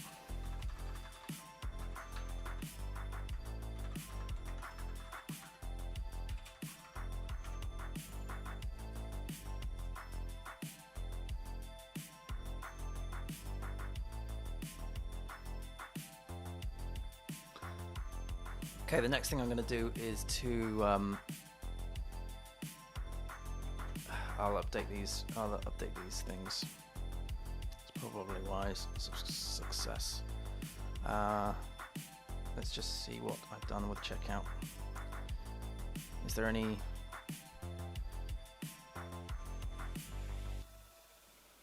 Let's have a look at the control of checkout.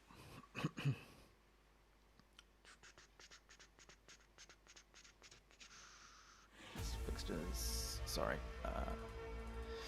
This one here. We're looking for. Sorry, I'm getting lazy with my keyboard. Success. So, get the session ID from the saved session. I see what I've done here. Okay. Then we do a try catch, and we get the, if we've got an unexpected value, session retrieve some session on API exception error. What will be throwing this? Oh, right. Oh, I see. Right, this is doing a stripe session retrieve based on that. I gotcha. Okay. Yeah. All right. So I'm going to need a little bit of checking. Let's get rid of that. Need a little bit of checking in here. Yeah, let's grab that. Let's go over to payment method controller.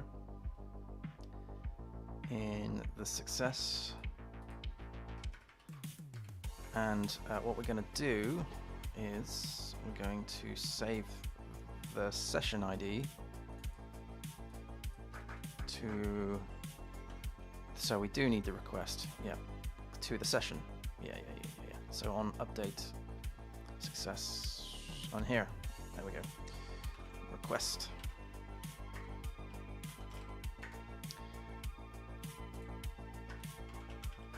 Session is equal to request get session.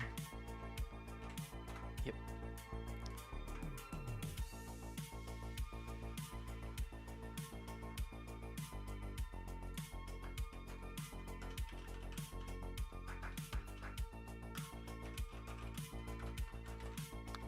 Stripe.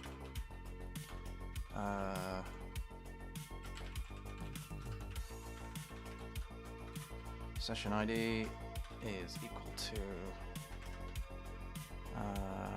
check on session. There we go. And that doesn't look great. So let's do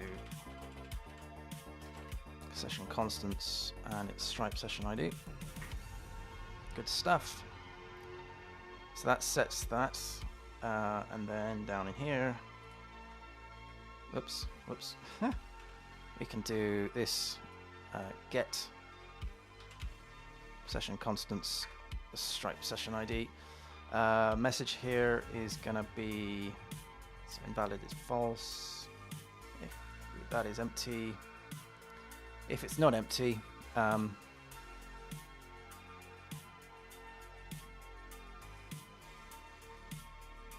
retrieve that.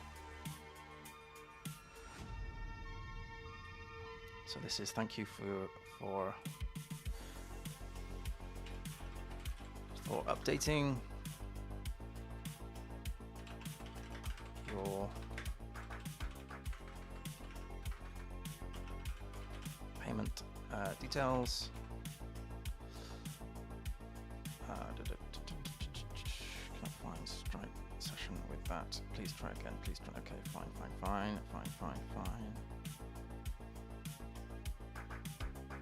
Get rid of.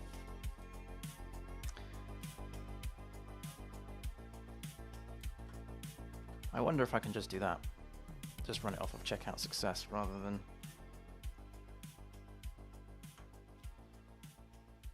Yeah. The beauty is that we have, it goes, it keeps the flow. Let's just do that. Let's just do that for now.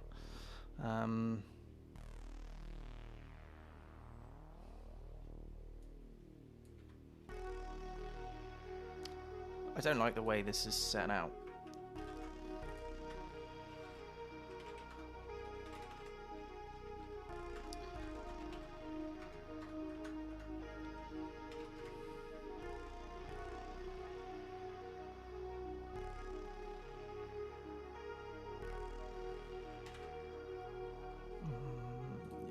And I shouldn't be using exceptions as a means of a logical throw. Okay, fine.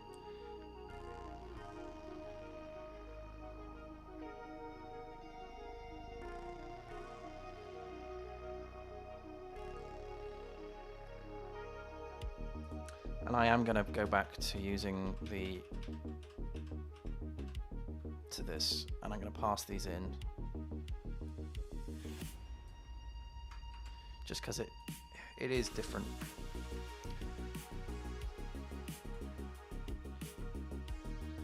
Right, okay.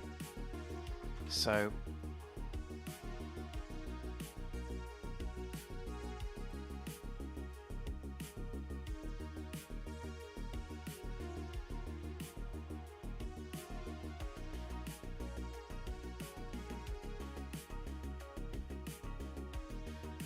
yeah. Success. So the difference being there's no login because you're already logged in.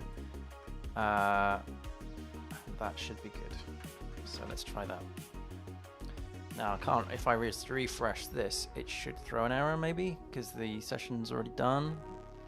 I'm gonna have to delete that session anyway. Yeah. So basket's empty. That's gone to checkout. No, that's not there. It's in payment method controller. It's at this point here, and it's happening because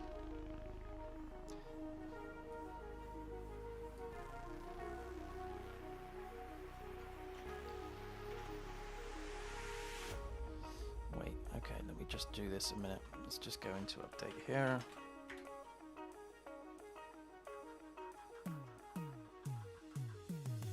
There we go.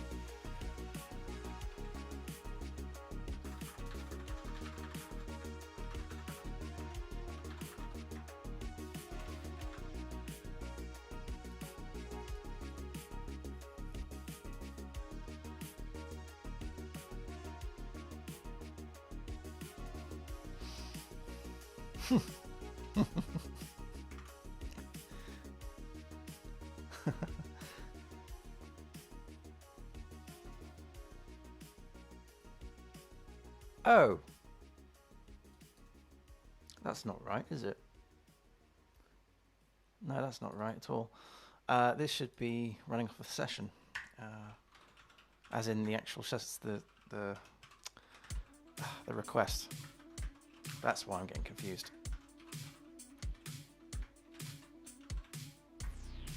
Yes, of course.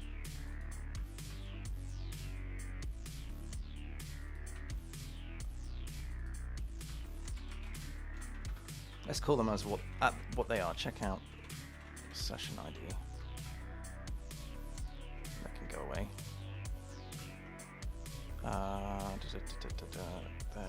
There. So this is.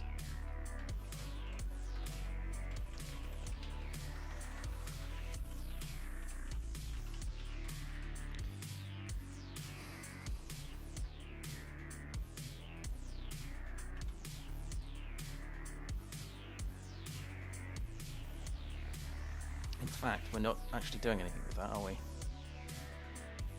Do we pass it down? Check out session. We do. I don't know what we do use it for though.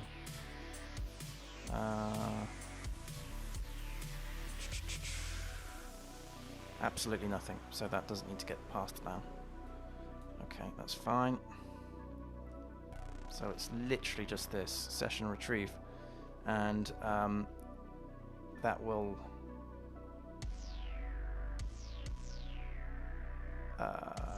It will retrieve it or throw an error. Yep. Okay.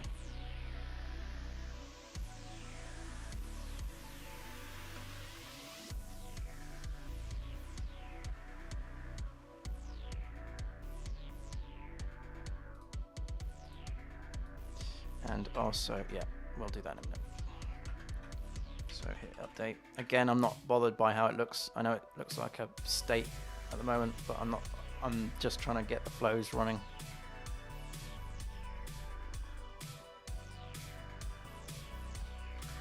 I also don't like that redirection. Come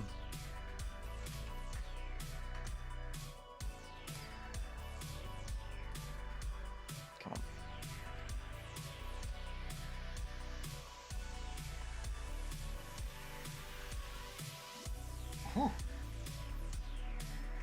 Oh, come now. Right. All right, let's step through this. So that's set by default. If it's not empty,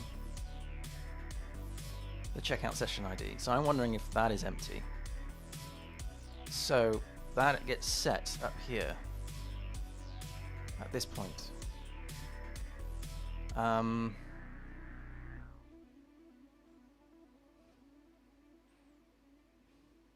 Is it because there's an error and I'm not doing anything with it?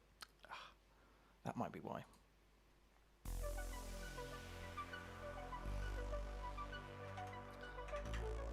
Let's have a look.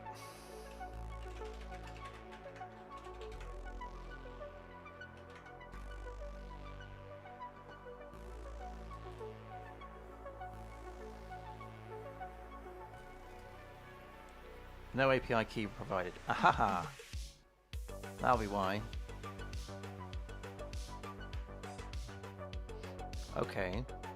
Cannot find Stripe session ID with blah blah blah blah blah. Let's. Oh, I think I know why.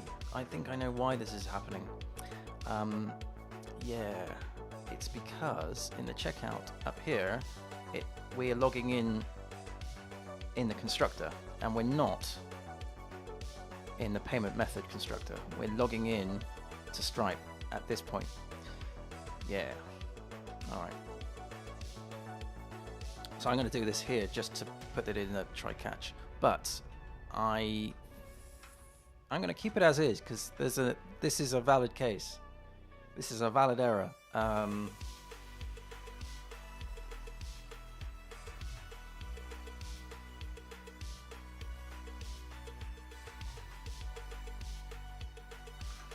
So at this point of because it's happening on success, so the payment has been made, or the payment method has been updated, but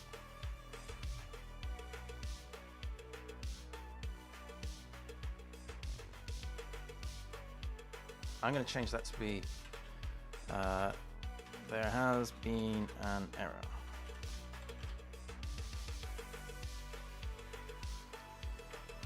There we go. And it's all in the logging, so that's fine. Okay, so that was a valid case. So down in here, we're going to do this. So now if we were to try that all again, so if we did update. Yeah, that makes sense. Da da da da da da da.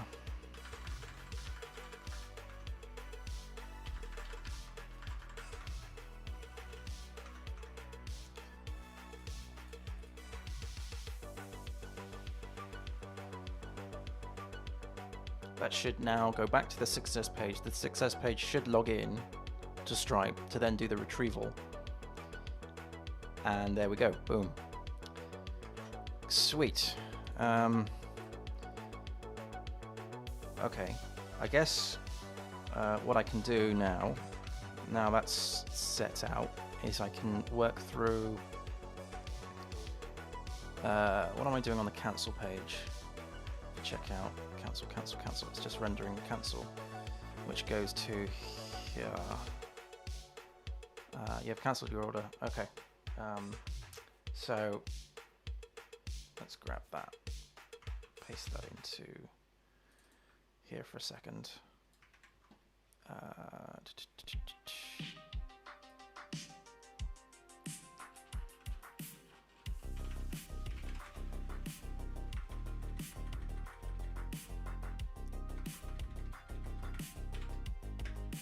you haven't updated your payment method.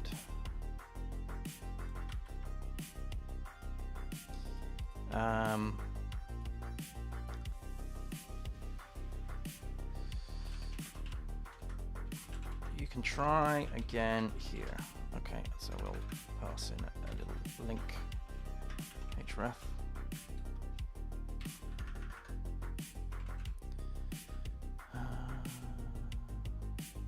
Well, I'll tell you what, we'll just use the button below. It's probably better.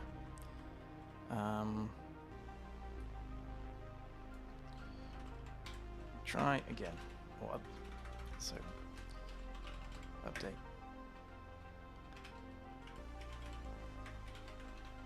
Payment method. So this one will be front.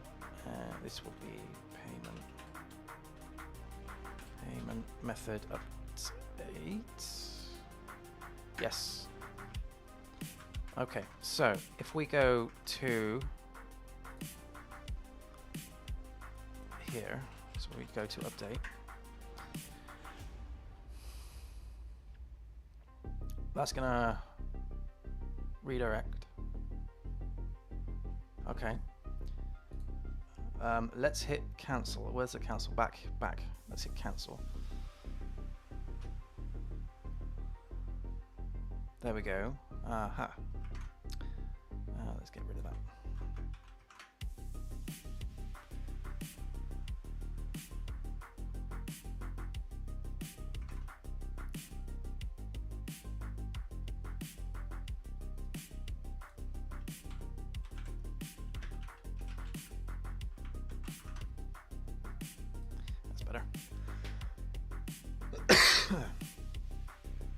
So if we hit try again, that should now take us back to the update section. There we go. So that's now a little loop. That's good.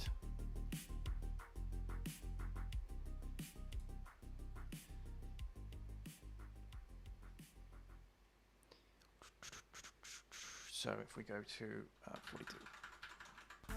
Whoops, it needs to be 42, 42, 42, 42, 42, yep.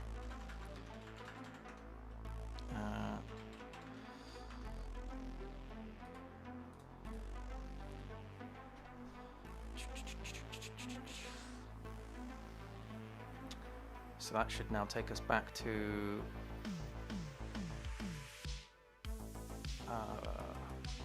here. There we go. Right, now. Well, we've got like half hour, so what I'm going to do is just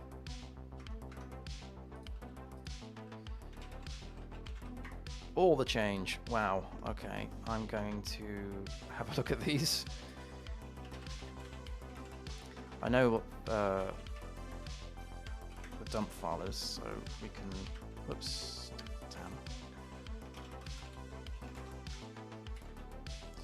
Damn. Adding Stripe subscription ID.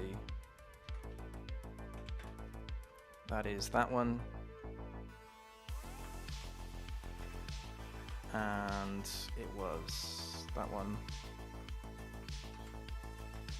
And it was that one.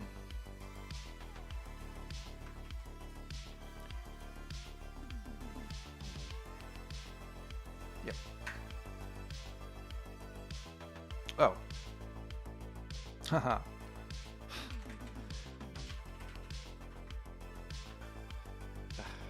Damn.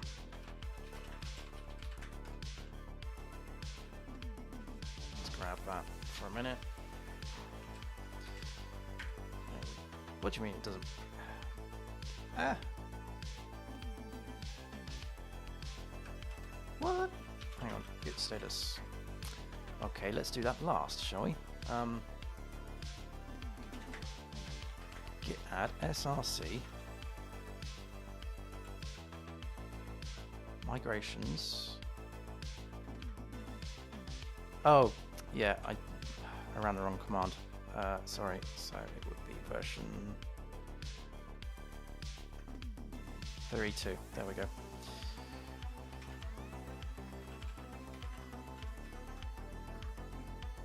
Thank you.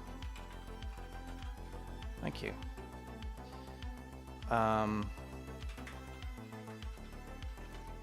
Diff of src. Come on. Controller front end account.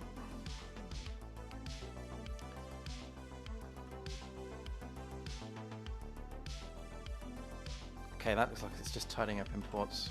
Okay.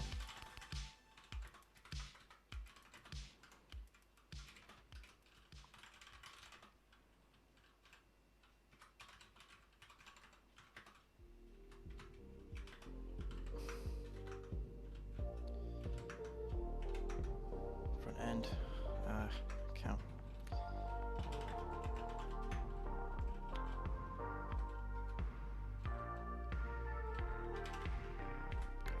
Git diff of src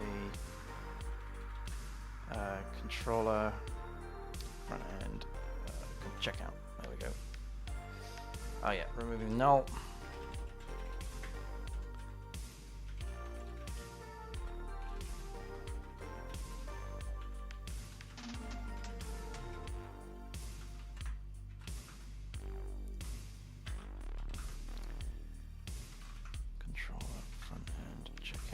Okay.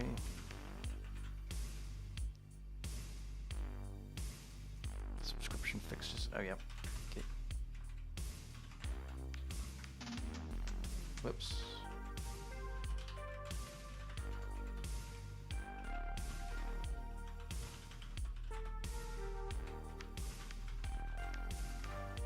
Two fixtures. And that one was this one, right? There wasn't any others.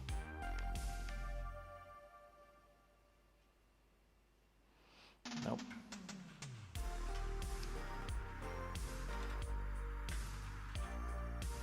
And then the rest was the git commit minus am. The rest was the payment stuff.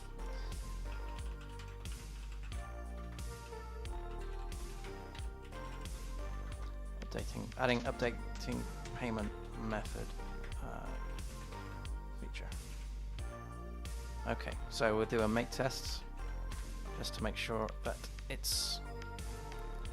I've probably got a bunch of stuff that I need to adjust, like check styles. Yeah, I thought so. Maybe PHP Stan will have a cry.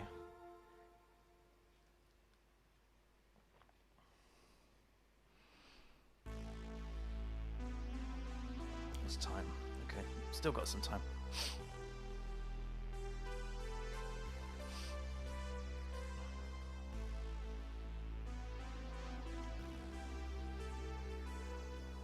Any errors? Yeah, 6. Okay, payment method controller at line 51. Well, let's just do.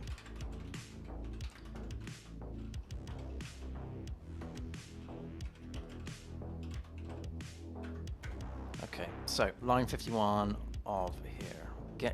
Call to get Stripe customer on app or user or null. Okay, fine. I think I know what that's all about. Yeah.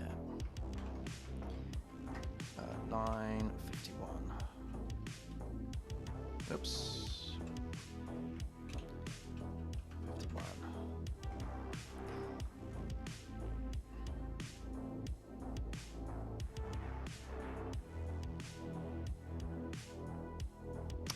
Oh, right. I need to return that, don't I?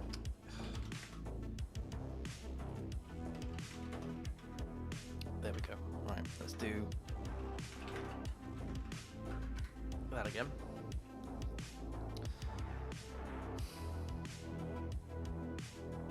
This one's pretty straightforward. Oh, let's just get back to this. Line 56 cannot call method. Line 56. Here.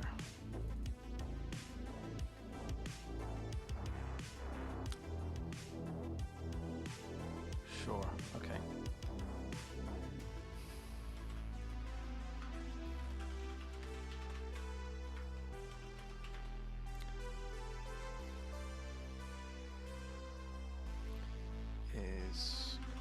user get subscription.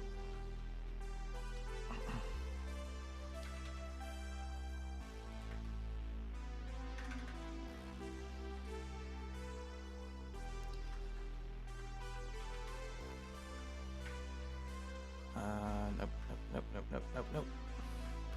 Subscription.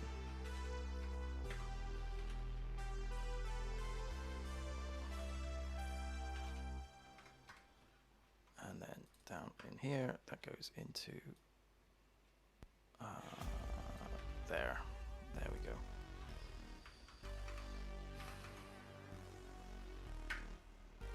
Line 97. Checkout ID might not be defined. Okay, yeah, okay, I got that.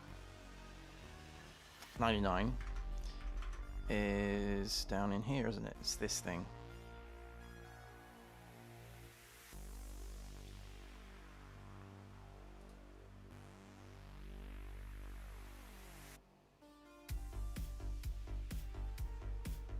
I don't know why I can't wrap my head around that.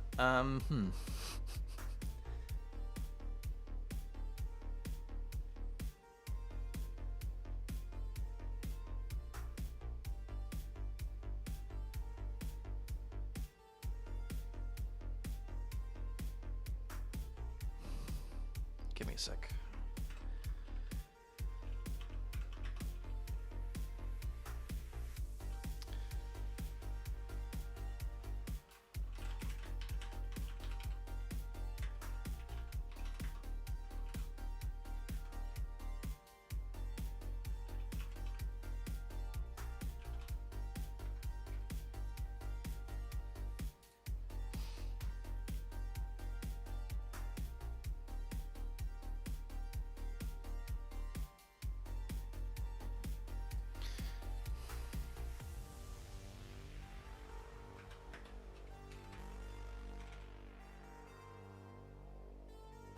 That'll do. Right, line 22 of Stripe Payload Store doesn't have a return type, I don't think.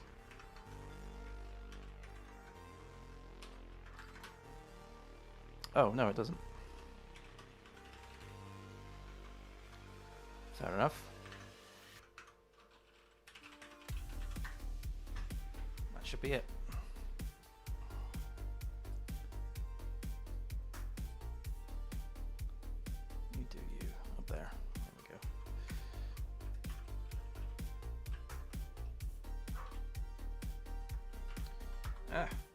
That's what I wanted to do.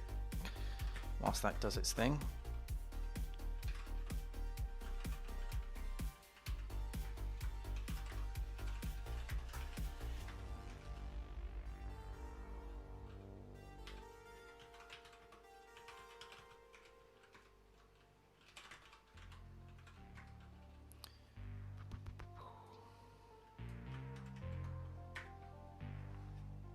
It's not bad.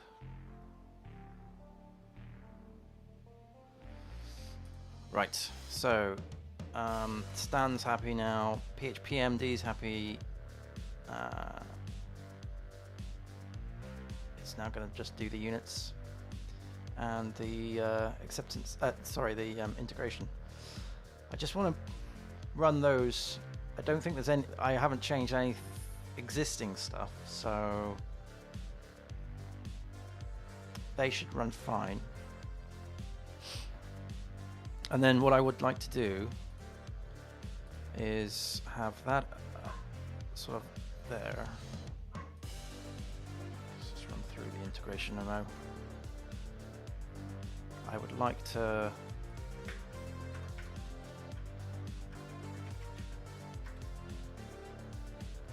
right, I'll let that just run. Bear with me a minute. I'm going to just log into Stripe. Let's just put that over there for a minute.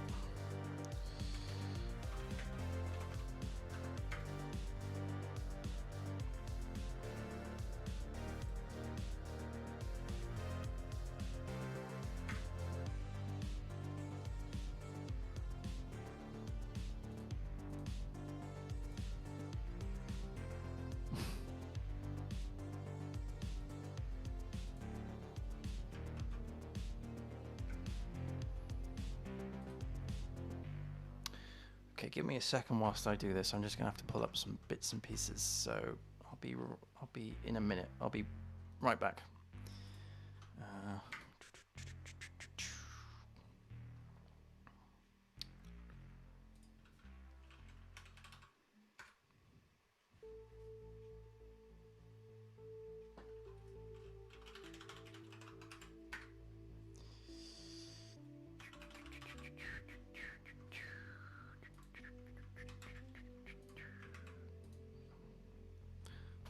Okay. Yep.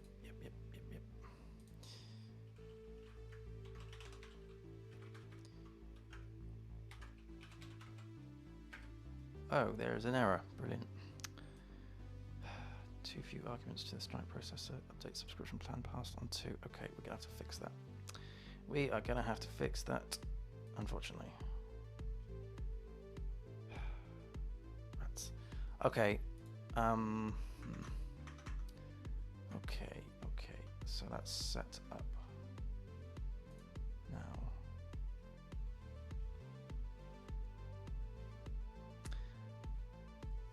Just bring that into view. Okay, so I got some errors.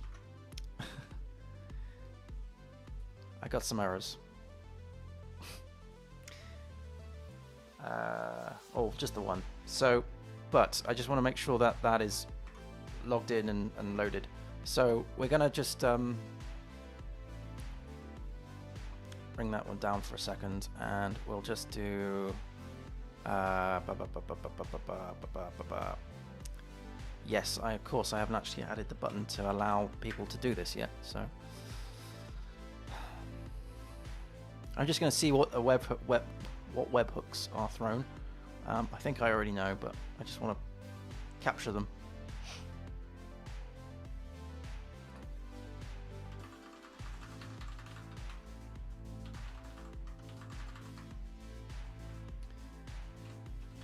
I know I said I would do this after lunch, but I just wanted to make sure that the front end is as up to date as it can be, and then we'll fix those tests. So, has anything now been fired through? Yes, it has. Payment method attached, setup intent, checkout session completed. Marvelous. Marvelous. So, in that case then, can we do bin console? Can we do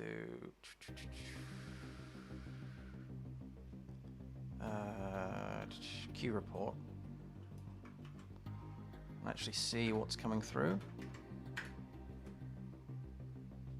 Yes, this is it. Checkout session completed. That's what I need to capture. So that's what we'll deal with after lunch. Yes, because in there we should have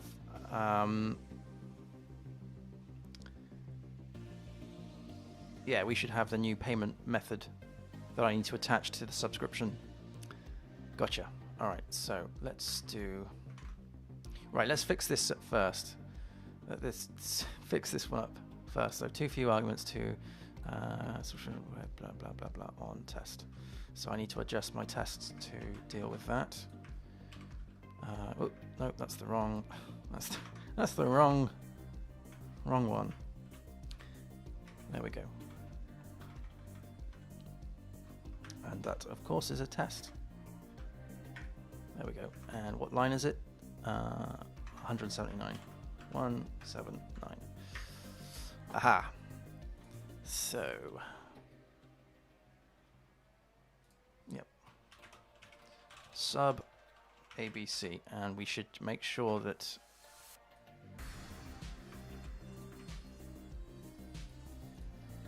get stripe is sub ABC.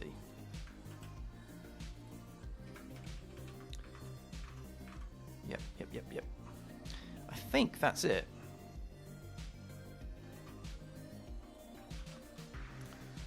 Let's run those once more. So yeah, when I get back from lunch, I will be looking through this session completed, checkout session completed. I'm hoping that that will have the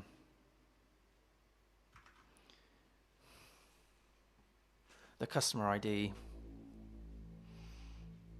We'll have to create a new console command for this thing.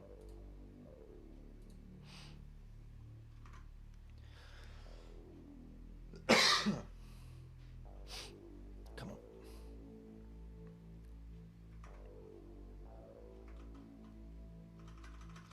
I will just commit that.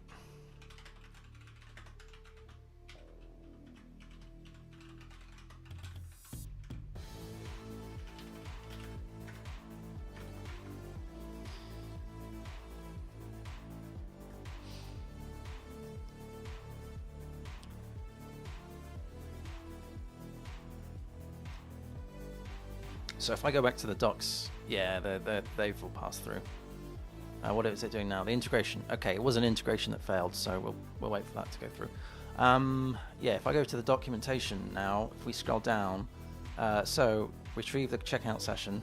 So this is this is the success page, and it's running off of the URL, which is the session ID. So we need to adjust that, don't we, to not provide that, because I want to do it through webhooks, because we're not actually using it. Because if we go over to payment method controller here, we're not actually using that at all in the success. What we're using instead is the session that's stored in here. Oh, that's the point. I need to actually remove it, don't I? So otherwise this yeah, I need to do that, don't I? Session remove session constants, session stripe ID. There we go. Yeah, so it's only used as a means of actually making sure that we can actually retrieve the session. And all this is doing is pretty dummy, but all we're doing is just saying we're aware of a session ID, we're going to retrieve it, and thank you very much, we've done it. If not, we'll throw an error, but we're not going to do anything with it, because just in case people drop out of the checkout, they might not wait until the HTTP request is fully fulfilled. So we're not going to rely on this success page to actually update anything at all. That's what that webhook's for. Yeah, so in fact, we don't need this. This is just ridiculous. We don't need that at all. It's just success and it's just cancel. I will run it through in a minute. Let me just... Okay, now it's doing the acceptance tests. That's fine, I'll kill that. Their commands all passed, and they all passed as well. Good, good, good. Right. So yeah, if we go to here, and we do update again,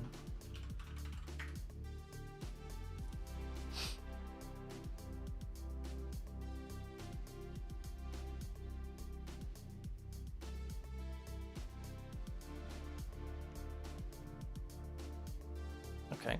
Then if we did put in all the bits and pieces, it's going to fail. 42, 42, 42, 42, 42.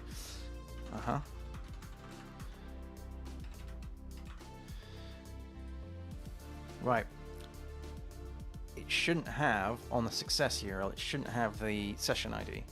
I mean, we could have it. It doesn't make any difference. I'm not doing anything with it. So,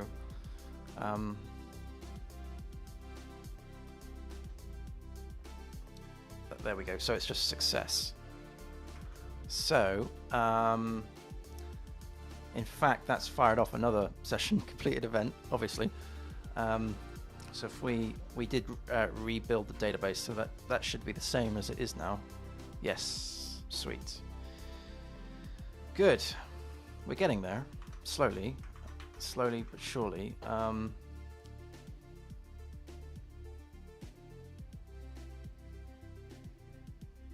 update, I'm going to just remove this test. I'm going to remove all that because it's just a redirect.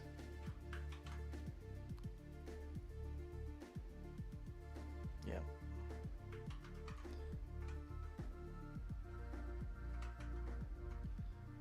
Let me just quickly see that again. So if we did update, that should.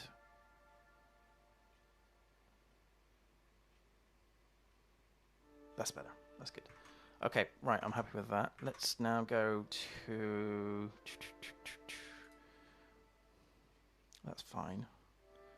That's fine. I will have to deal with this at some point, the actual URLs and all that jazz, especially when we start pushing this up to other servers. But that's okay. Removing the... Yeah, that's fine. So it means now, because I removed the session, it means now that if I was to go and fulfill this, so let's do 40, 40, 40, 4, and 2, 4, 2, blah, blah, blah, test.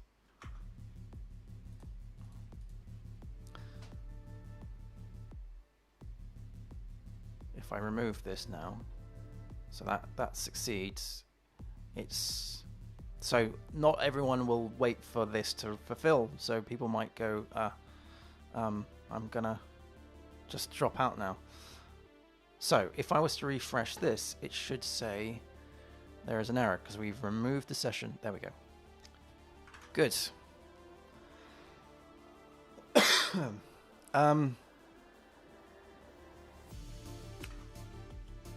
Yeah, I mean, that's not a great error message. But what else could I say? Your basket is empty? Well, no, because it's not really a basket thing, is it? It's more of a...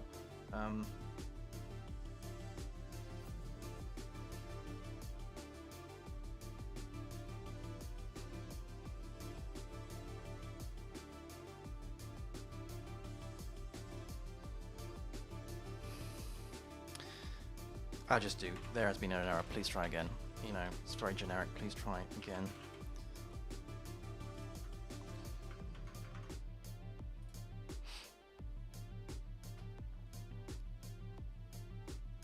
Okay, fine, whatever.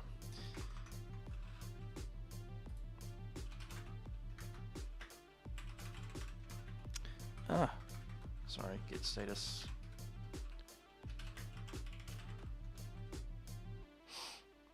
What did we do in the payment method controller?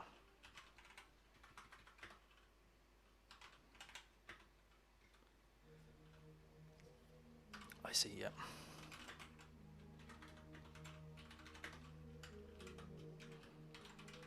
Removing session ID as this will be handled by the webhooks.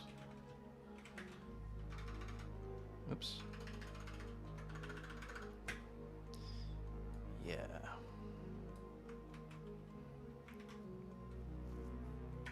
Good. And then this one was git commit. Updating error message. Good. Okay, so I'm going to shoot off now, grab some lunch, and then when we get back, we'll have a look at updating the writing a console command for picking out the session from here. I'm intrigued as to what the contents of this will be. It should be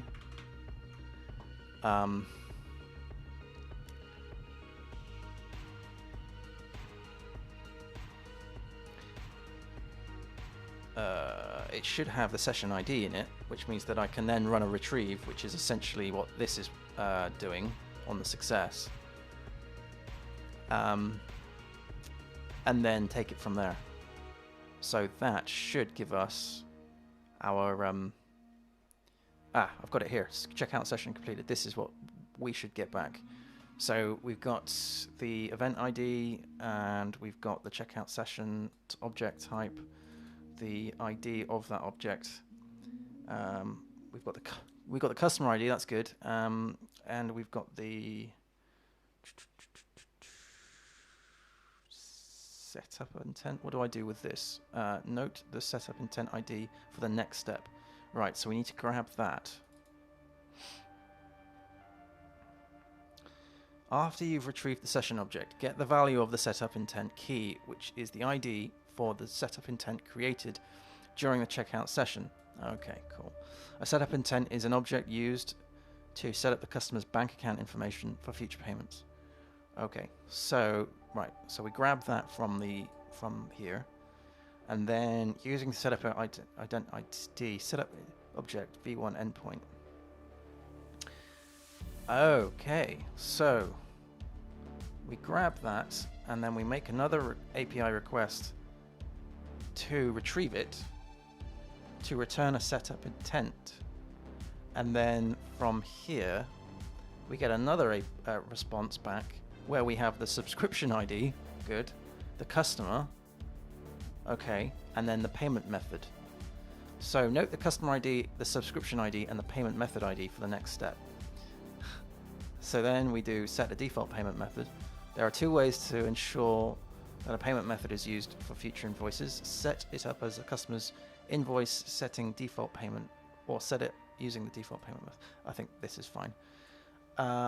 Setting invoice on the customer will cause all future invoices for that customer to be paid with a specific payment method. That's correct. Yeah, that's what I want to do. Setting default payment method on the subscription will cause all future invoices of that to be paid with a specified, overriding any invoice settings default payment method set on the associated customer. What's the difference? Overriding any invoice setting default payment method. So it's just this overrides that, I think. So you can set it as the customers, or you can set it as the subscriptions.